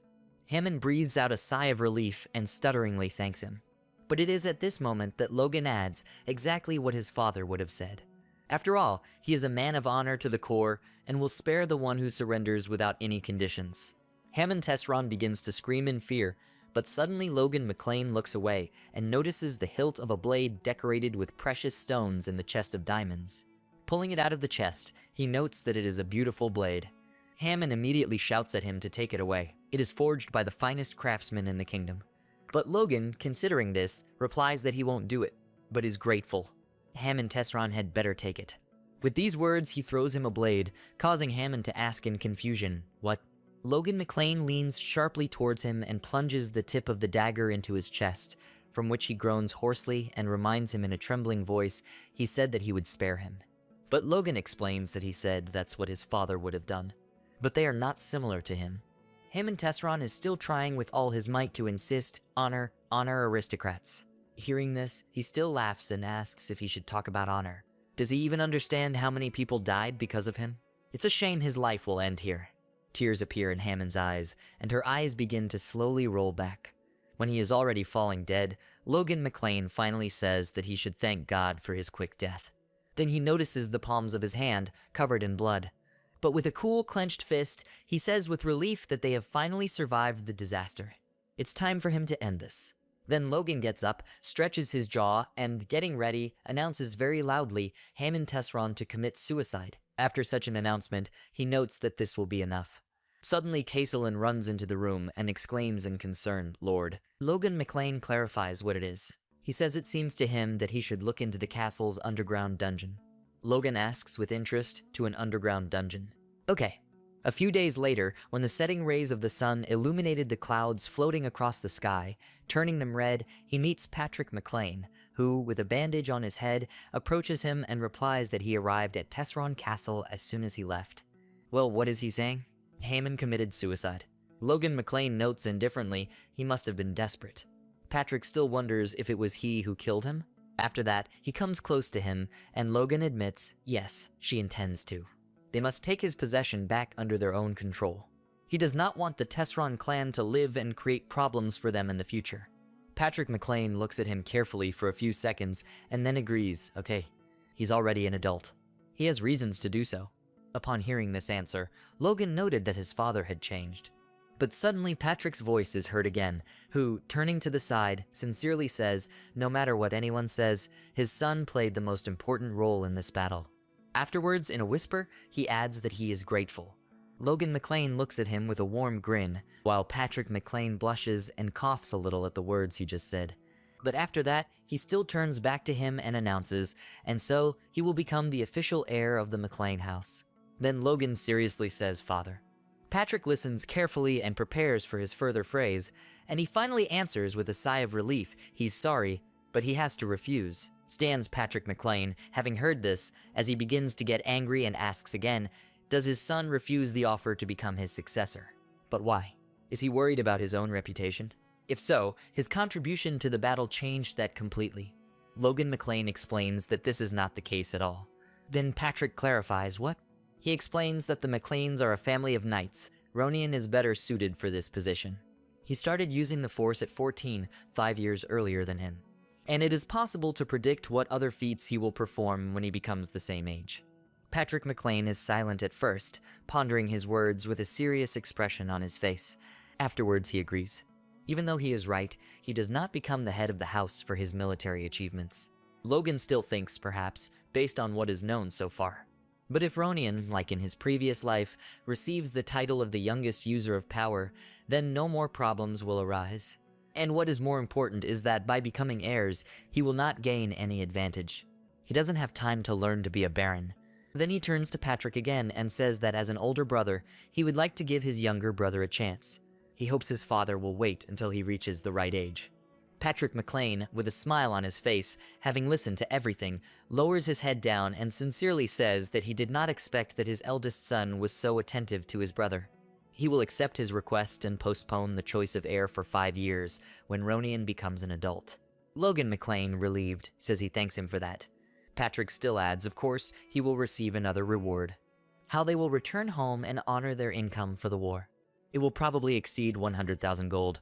But Logan suddenly clarifies about the reward. Can he choose it on his own? Soon, one of the city's guards announces that the gates must be opened. The Knights of House McLean are back. Patrick McLean, Logan McLean, Ronin McLean, Heinkel, and the rest of the mercenaries slowly ride along the streets of the city past the jubilant crowd on horseback. 2 teenagers look up with adoration at the sight of them, and one of them clarifies they returned from the war a week later. The other boy replies, I heard it lasted 1 day. Then the brunette turns to him in confusion and asks, but how is this possible? Were their knights always this strong? His friend clarifies, hasn't he heard it yet? All thanks to the first young Lord Logan. The teenager asks in surprise, is he talking about that hooligan? But the green-eyed boy explains that, according to the returning soldiers, the young lord's mercenaries turned the tide of the battle. They walked around the enemy from the rear, as if they knew in advance what would happen. There was also a rumor that they had gifted them with a mysterious weapon. He was even able to take on a high-ranking knight single-handedly. The red-haired girl, who stood in front and heard their conversation, immediately turned to the blonde man next to her and asked, is the first young lord such a great man? The man answered in confusion. It seemed to him that he was the only one causing trouble. Is it possible that he brought a lot of monster meat just like that? The green-eyed guy agreed. He must have come up with something. But his friend suggests that perhaps until now he was only pretending. Then the blonde sighs and notes that he gets goosebumps. But after that, they still look up with adoration and agree on the idea that this should have been expected. Geniuses are different from ordinary people. Logan McLean's house hears these exclamations of admiration, and he, grinning, still notes that he is embarrassed to hear such things. Suddenly Ronin turns to him, wondering what he will say to this. Does everyone praise him? He now asks displeasedly, is he being praised? This only makes him look worse. He shouldn't overdo it either. But Ronin McLean cheerfully asks, how could it be otherwise if this is true? But not happy to see him. He should smile, and Logan says, confused, should he smile? He sees people looking at him with delighted adoration and frowns. But then, turning to them, he begins to slowly stretch his mouth into a smile until it turns into a creepy grimace. At the same time, he also gives them a thumbs up. But people, seeing this, are horrified and begin to whisper how to understand this smile. He will rip their heads off with this finger. Hearing this, he is perplexed. Did he do something wrong? This is a failure. Behind him, Ronin notes, chuckling cheerfully as always. When Patrick McLean turns to him, Logan McLean scratches the back of his head in embarrassment, as if asking, what's the matter?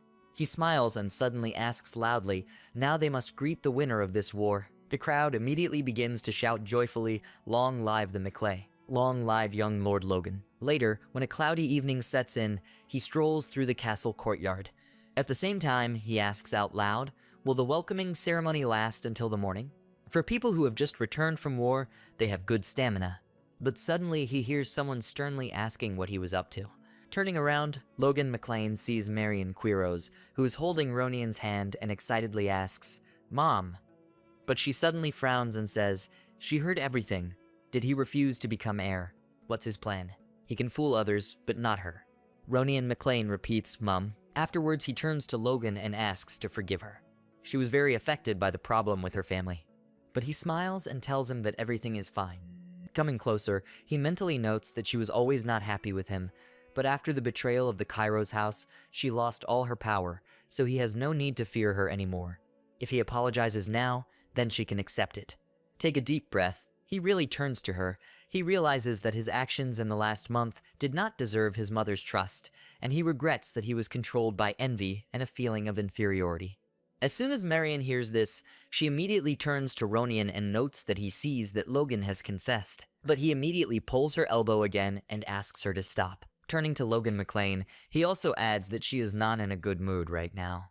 But Logan insists he just has to listen to him. After all, he is the person to whom he should apologize. Ronian, hearing this, confused, asks again, "What?" He explains that he apologized to him after returning, but never stated why. It seems that, unfortunately, I and the cowardly nature that he cultivated for several years are difficult to overcome. Ronian McLean still can't figure out what he's talking about, but he just continues. He knows about it. He's sorry for hating him all these years. Ronian freezes in surprise and then swallows hard when I hear such words. Margin Kairos is also surprised by such words, but Logan continues. He tried to cover up his own incompetence with hatred, and now he sincerely regrets his behavior. Therefore, his brother should allow him to at least now formally apologize to him. He's really sorry. Ronian McLean, looking up at him with a sad look, remains silent, and therefore Logan McLean, clenching his fists with sadness, understands that good deeds cannot cover up bad ones. He's still naive. But suddenly Ronian's voice is heard. Everything is fine. Logan is very surprised when he hears this and frowns at him. He finally smiles and adds that he believed that as long as he was good to his older brother, one day the one he knew would return. He finishes these words with a warm smile and an embarrassed blush. Logan McLean also smiled and realized that he shouldn't have dared to do this earlier. Afterwards, he turns to Marion and also says that he sincerely cares about Ronian and hopes that he will become the heir. He knows he can't ask her to trust him right away, so he would be grateful if she would just watch everything he does from now on. Hearing such words, she tilts her head in surprise and thinks deeply. Logan, looking at Marion Kairos, understands that this will be enough for now. At this time, a round luminous moon appears from behind the night clouds, and the next day turns out to be warm and sunny. Logan McLean is walking along a forest path with Hammer, and he wonders where the Lord was going immediately after returning from the war. He replies that Hammer has rested enough. It's time for him to get to work. But he replies with irritation that he's just worried, that's all. At the same time, he thinks about it. He is worried that the Lord will squeeze all the juice out of him again. Logan, smiling slyly, replies not to worry. He will definitely enjoy this task. Then Hammer sighed heavily and wondered if this guy knew what he liked. But soon, Logan McLean stops and, raising his head up to a high mountain covered with rare greenery, announces commas from now on they will develop this mine. Earlier, during a conversation on the wall of the Tesseron Castle, Patrick McLean asked in surprise, as a reward, his son wants to receive the right to develop mines. Does he mean on the mountain, near the Tesseron borders? Logan confirms, yes, exactly. Patrick cannot understand and therefore wonders, even though it is a mountain, but in reality there is nothing there. Why did he choose this? He smiles and suggests, who knows? What if buried gold is discovered in this? The reason why the House of Thesron began the War of the Fiefs became clear only a year after its end. Tesseron mined gold from a mountain in the captured McLean territory, and that alone made him far more powerful than your average duke, until Ronian McLean destroyed his family for revenge. Footsteps are heard on the cold stone floor, and Castellan returns and explains that here is the underground prison of Tesseron Castle. This turned out to be unusual people, so he decided that the Lord should take a look at it himself. An old man with a thick mustache falls against the metal bars of a metal cell and desperately screams they didn't do anything wrong, and not just extracting gold from the mine, for which they were hired, and that evil Viscount locked them here. Behind the old man, there are still the same desperate and pitiful people. Logan, putting his palm to his face, says in disgust, oh, this Tesseron. He can't believe that this freak put 5 valuable mining experts in jail. The man seeing this asks again in confusion, is the guy angry? But Logan McLean, licking his lips at this moment, realizes that this is such an unexpected catch. The old man, noticing his gaze, is perplexed. What's the matter? They won the war against Tesron, but it was like riding a small wave. If the invasion of the empire, which led to the collapse of the country, is the last obstacle, then the event that will occur a year later will be the beginning of the destruction of the nation. Death of the current king, Samuel von Grandia. His sudden death will lead to a conflict between the three princes for the crown, followed by 3 years of civil war, which will significantly weaken the fighting power of the kingdom. Empire Tuesday, just at the moment when the strength of the kingdom has not yet been restored. In general, this was the first reason that led to the collapse of the kingdom. House McLean is not a member of the faction, maintaining a priority that would allow them to remain simple observers. However, he cannot miss such a chance. He will take advantage of the chaos to reclaim the lands that previously belonged to them, and then they will once again become rulers of the Southwest. But then Logan thinks even deeper, and if he succeeds, he will stop the civil war and move forward. Suddenly, he is brought out of his thoughts by the address harem.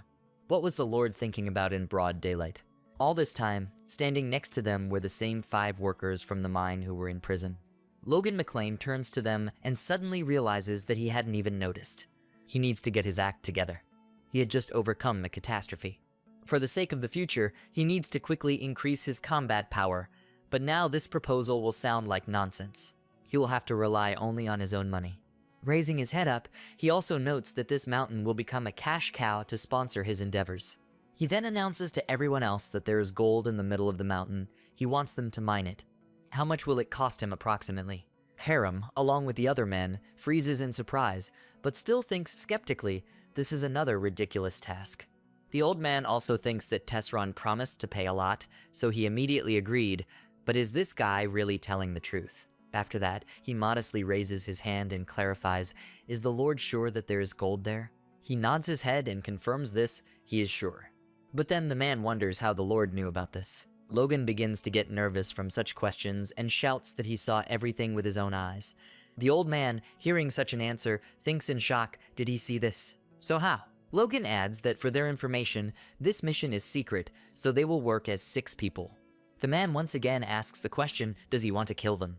Afterwards he exclaims, how can only 6 people work in the mine? This is exorbitant work, even with a no.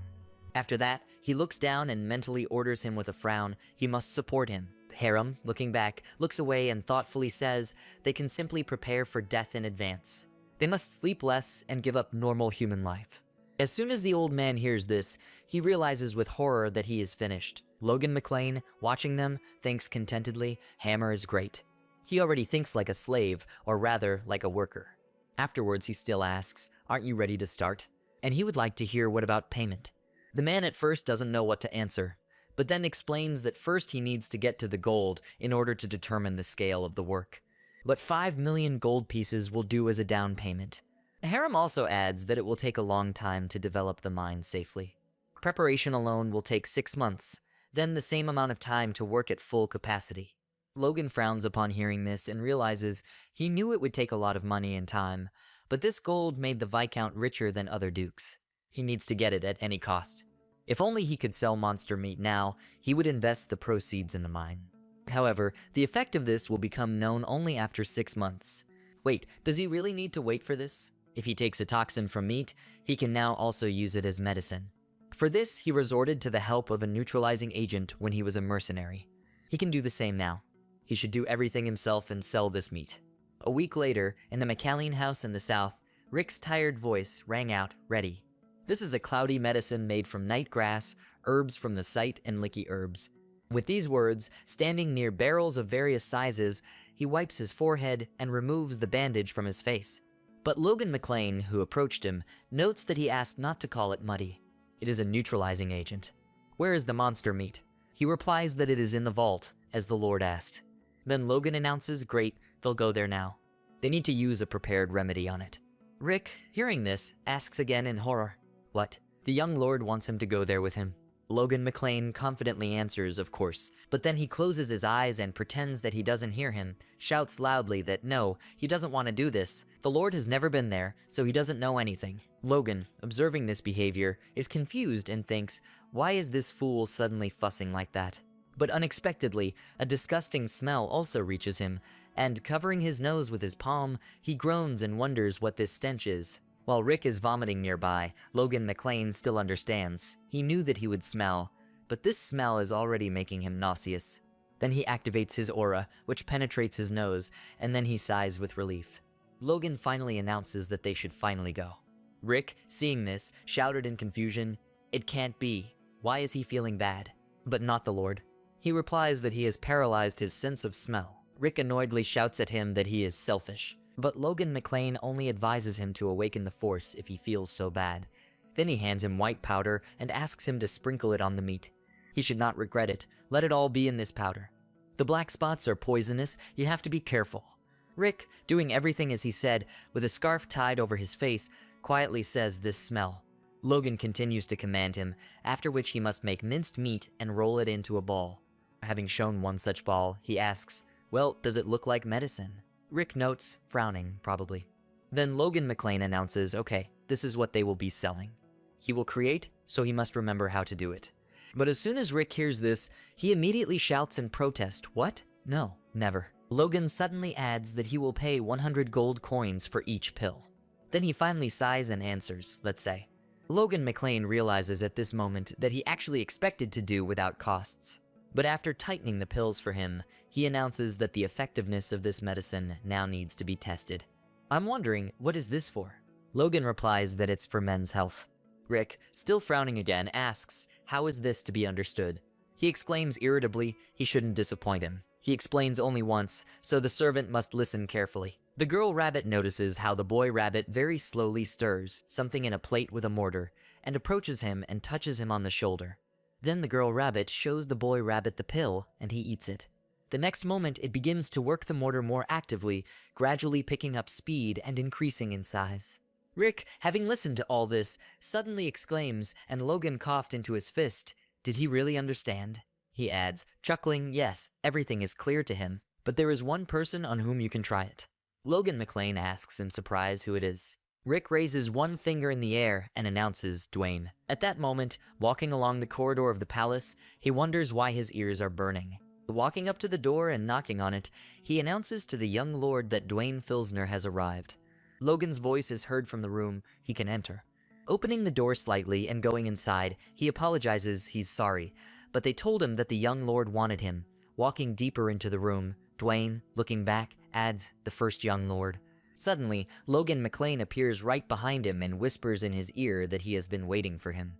Dwayne Filsner got very scared and jumped to another door and shouted, "You can't jump out from behind so quickly." Logan, walking up to him and putting his hand on his shoulder, explains that he just wanted to give him a shoulder massage.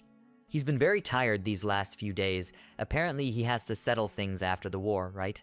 Dwayne, very embarrassed and trembling, stutters and answers, "What? No, it's okay." In contrast, things are going worse for the Lord. Logan McClane notes out loud, but he fell from powerlessness. Dwayne Filsner explains, no, the Lord just scared him. But he lightly slapped him on the back, already angry, and insists it can't be. He knows how difficult it is for him. Things are going badly for them, because Dwayne spent every last coin on the war. Syllables and Knights do not know about this and ask for payment. Management is going through difficult times right now. Tears appear in Dwayne Filsner's eyes. He again reddens his excuse. He is sorry. All this time, he seems to have misunderstood the young lord. He didn't expect that he would be so caring to even think about the manager. Logan, wanting to quickly move on to the necessary matter, directly asks, is that why he has problems with the opposite sex? As soon as Dwayne hears this, he first freezes, and then, quickly walking towards the exit of the room, he changes. He is very sorry. Logan McClane, frowning, shouts after him to stop and at least listen. He wanted to offer him help. With these words, he extends his palm forward, on which the pill lies, and Dwayne Filsner turns around and, a little scared, asks, "What is this?" Logan explains that it is a patented product from a merchant from Kale. The result is guaranteed after the first pill. At the same time, he also mentally adds, he has never tried this personally. But then, Dwayne turns again and insists, what is he thinking? He decided to give it to him first, but in response, he only embarrassedly lowers his eyes to the floor. After some time, someone quickly runs along the palace corridor, making heavy steps, and addresses Logan McClane, the young lord. Rick, who at that time was walking with him, but in the other direction, says in confusion, is this manager Dwayne? Logan understands with pleasure, finally. But he immediately turns to Dwayne Filsner, who ran up to them and hurries to scold him. This is the manager. Is it possible to run along the corridor? But Dewey, not paying attention to him, immediately turns to Logan and hastily says, "How much? How much do the pills cost?" Logan McClane, hearing such a question, understands that this is success. Rick also turns to him and clarifies, do they hear him? But Logan, really not paying attention to him, asks Dwayne to give him his hand. He continues to breathe heavily, sits down on one knee, and swallows heavily.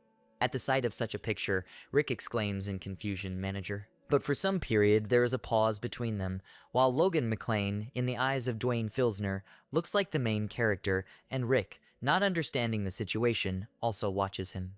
Suddenly, Logan hands Dwayne a wooden box, and he accepts it like the greatest gift. After the first successful time, the men bowed their heads in front of Logan McClane, and the experiments continued. One day, while sitting at the table with a serious voice in his voice, he turned to Heinkel standing in front of him.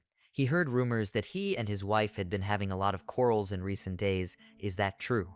He asks in confusion, what? Then spreads such rumors. But Logan immediately closes his second test subject's mouth and announces, I'm satisfied. He just has to try to accept it. As soon as Heinkel swallows the medicine, he suddenly feels a flame inside and, turning around, tries to somehow hint to him about leaving the young lord. But Logan McClane, understanding everything, asks him to go to his wife. He will talk to his father. Heinkel breathes a sigh of relief, thanks him and exclaims, he asks the decision to bow out. After that, he leaves and Logan's third test subject turns out to be Patrick. He, standing facing the window after taking medication, shyly turns to him and notes that it was wonderful. Leaving his office, Logan McClane mentally turns to Ronian and apologizes. He is sorry, but they will have another brother. Suddenly, Rick notices him and immediately shouts, stop! Why doesn't the young lord offer it to him? Logan turns around and looks at him, and after looking him up and down, he leaves. Rick was very embarrassed by this, and even felt ashamed, wondering what kind of look that was. Suddenly, Logan McClane stops and explains in a whisper that he has no one to try the effect of the pill with. Then Rick begins to get angry and angrily answers him. The young lord said everything. Young lord. But Logan just asks him not to follow him. He stinks. After some time has passed, a voice comes from the purple glass ball. It's clear. If the medicine works, then there will be demand. What price does he want to set? Logan McClane, sitting across from him at the table, answers decisively 100 gold coins apiece. 1,000 coins for a set of 10 pieces. But Philip Cloud, having heard such an answer, frowningly answers, he doesn't think that the aristocrats in the capital are fools. He confirms this with a smile, of course not. He's just confident in his own product. At the same time, Logan remembers that in a past life, it was bought so often that the price increased terribly. At the same time, on the other side, Philip hands the magician a gold coin and in a whisper asks him to let him talk for another 10 minutes. The guy thanks him with a smile and leaves. At this time, Logan McClane continues to convince him that if Philip Cloud sells this medicine in limited quantities, he will be able to earn more money. He still answers in agreement. This is logical if the Lord is confident in the effect. Then Logan insists even more. He is convinced that the result will be excellent. It is enough for someone famous to try the pill and express their own opinion. It must be someone who needs such a medicine. Philip crosses his arms and sighs again and again wonders which aristocrat would spread the word that he has problems in his love affairs. He explains that there is no need to dwell on this. The conversations of aristocrats are always overheard by many ears. Even if it's a secret, rumors will still spread, and other buyers will flock like bees to honey. Finally, Philip Cloud takes this seriously and answers thoughtfully, in which case, maybe he'll go to the banquet in the capital. Logan McClane answers irritably, gritting his teeth, banquet? Is he serious? At the same time, he thinks that he only went to celebrate victories when he was a mercenary. Philip explains that it is easiest to make connections there, although it will take some time to promote your own business. After all, you won't be able to sell medicine at a banquet. But suddenly Logan clings only to the last phrase and suddenly asks again, should I sell at the banquet? Philip Cloud immediately asks him not to say that he wants to do this. His house would become an outcast if he did something like that in high society. But he adds that this will not happen if he is not the one doing the selling. Suddenly, Logan McClane gets an idea and notes whether Philip remembers what he told him about the informant in the capital. He must go to that person and find out everything they may need. He heard this divided and asks what? Informant? What is the Lord up to? But Logan only slyly replies that he will soon arrive at Grand. He will know the details when they meet. Philip Cloud purses his lips and makes a mental note. He has a bad feeling. A week later, Logan McLean dismounts his horse and announces they have arrived. In the capital of the Kingdom of Grandia, Grand. Philip looked at him in surprise and also repeated that he had really arrived. But how did he manage to get permission? He means to sell this medicine. He turns to him over his shoulder and explains, of course, he didn't talk about it. Although bringing 3,000 boxes without a servant was not easy. At the same time, he remembers that his father agreed faster than he had hoped. This is probably due to his success in the war. Then Philip Cloud adds, by the way, when the Lord came for the first time, there were no servants with him either. Does he think it's normal for the son of a noble house to move around like that? But Logan tries to explain that when the servants are around, it is difficult for him to choose a route. Not to mention that they have other jobs besides this. Suddenly he remembers, by the way, about work. He loaded Rick with a big task. Then he begins to remember more and more how he returned to him and joyfully exclaimed, "Young Lord." Logan McLean understands that both in the past and in this life, he did everything for his sake. He also remembers how Rick would always ask him with a smile, can he return to his own responsibilities? What? The young lord wants him to work and have a day off. One day, he also asked if the servants said that he had been smelling bad lately. They don't even come close to the point of ever being able to get married. Logan finally realizes that he really is very grateful to him. Further, he has flashbacks to the moment when Rick, filling his pants pockets with medicine, clarified what? The young lord says he's a little short on pills. This can't be.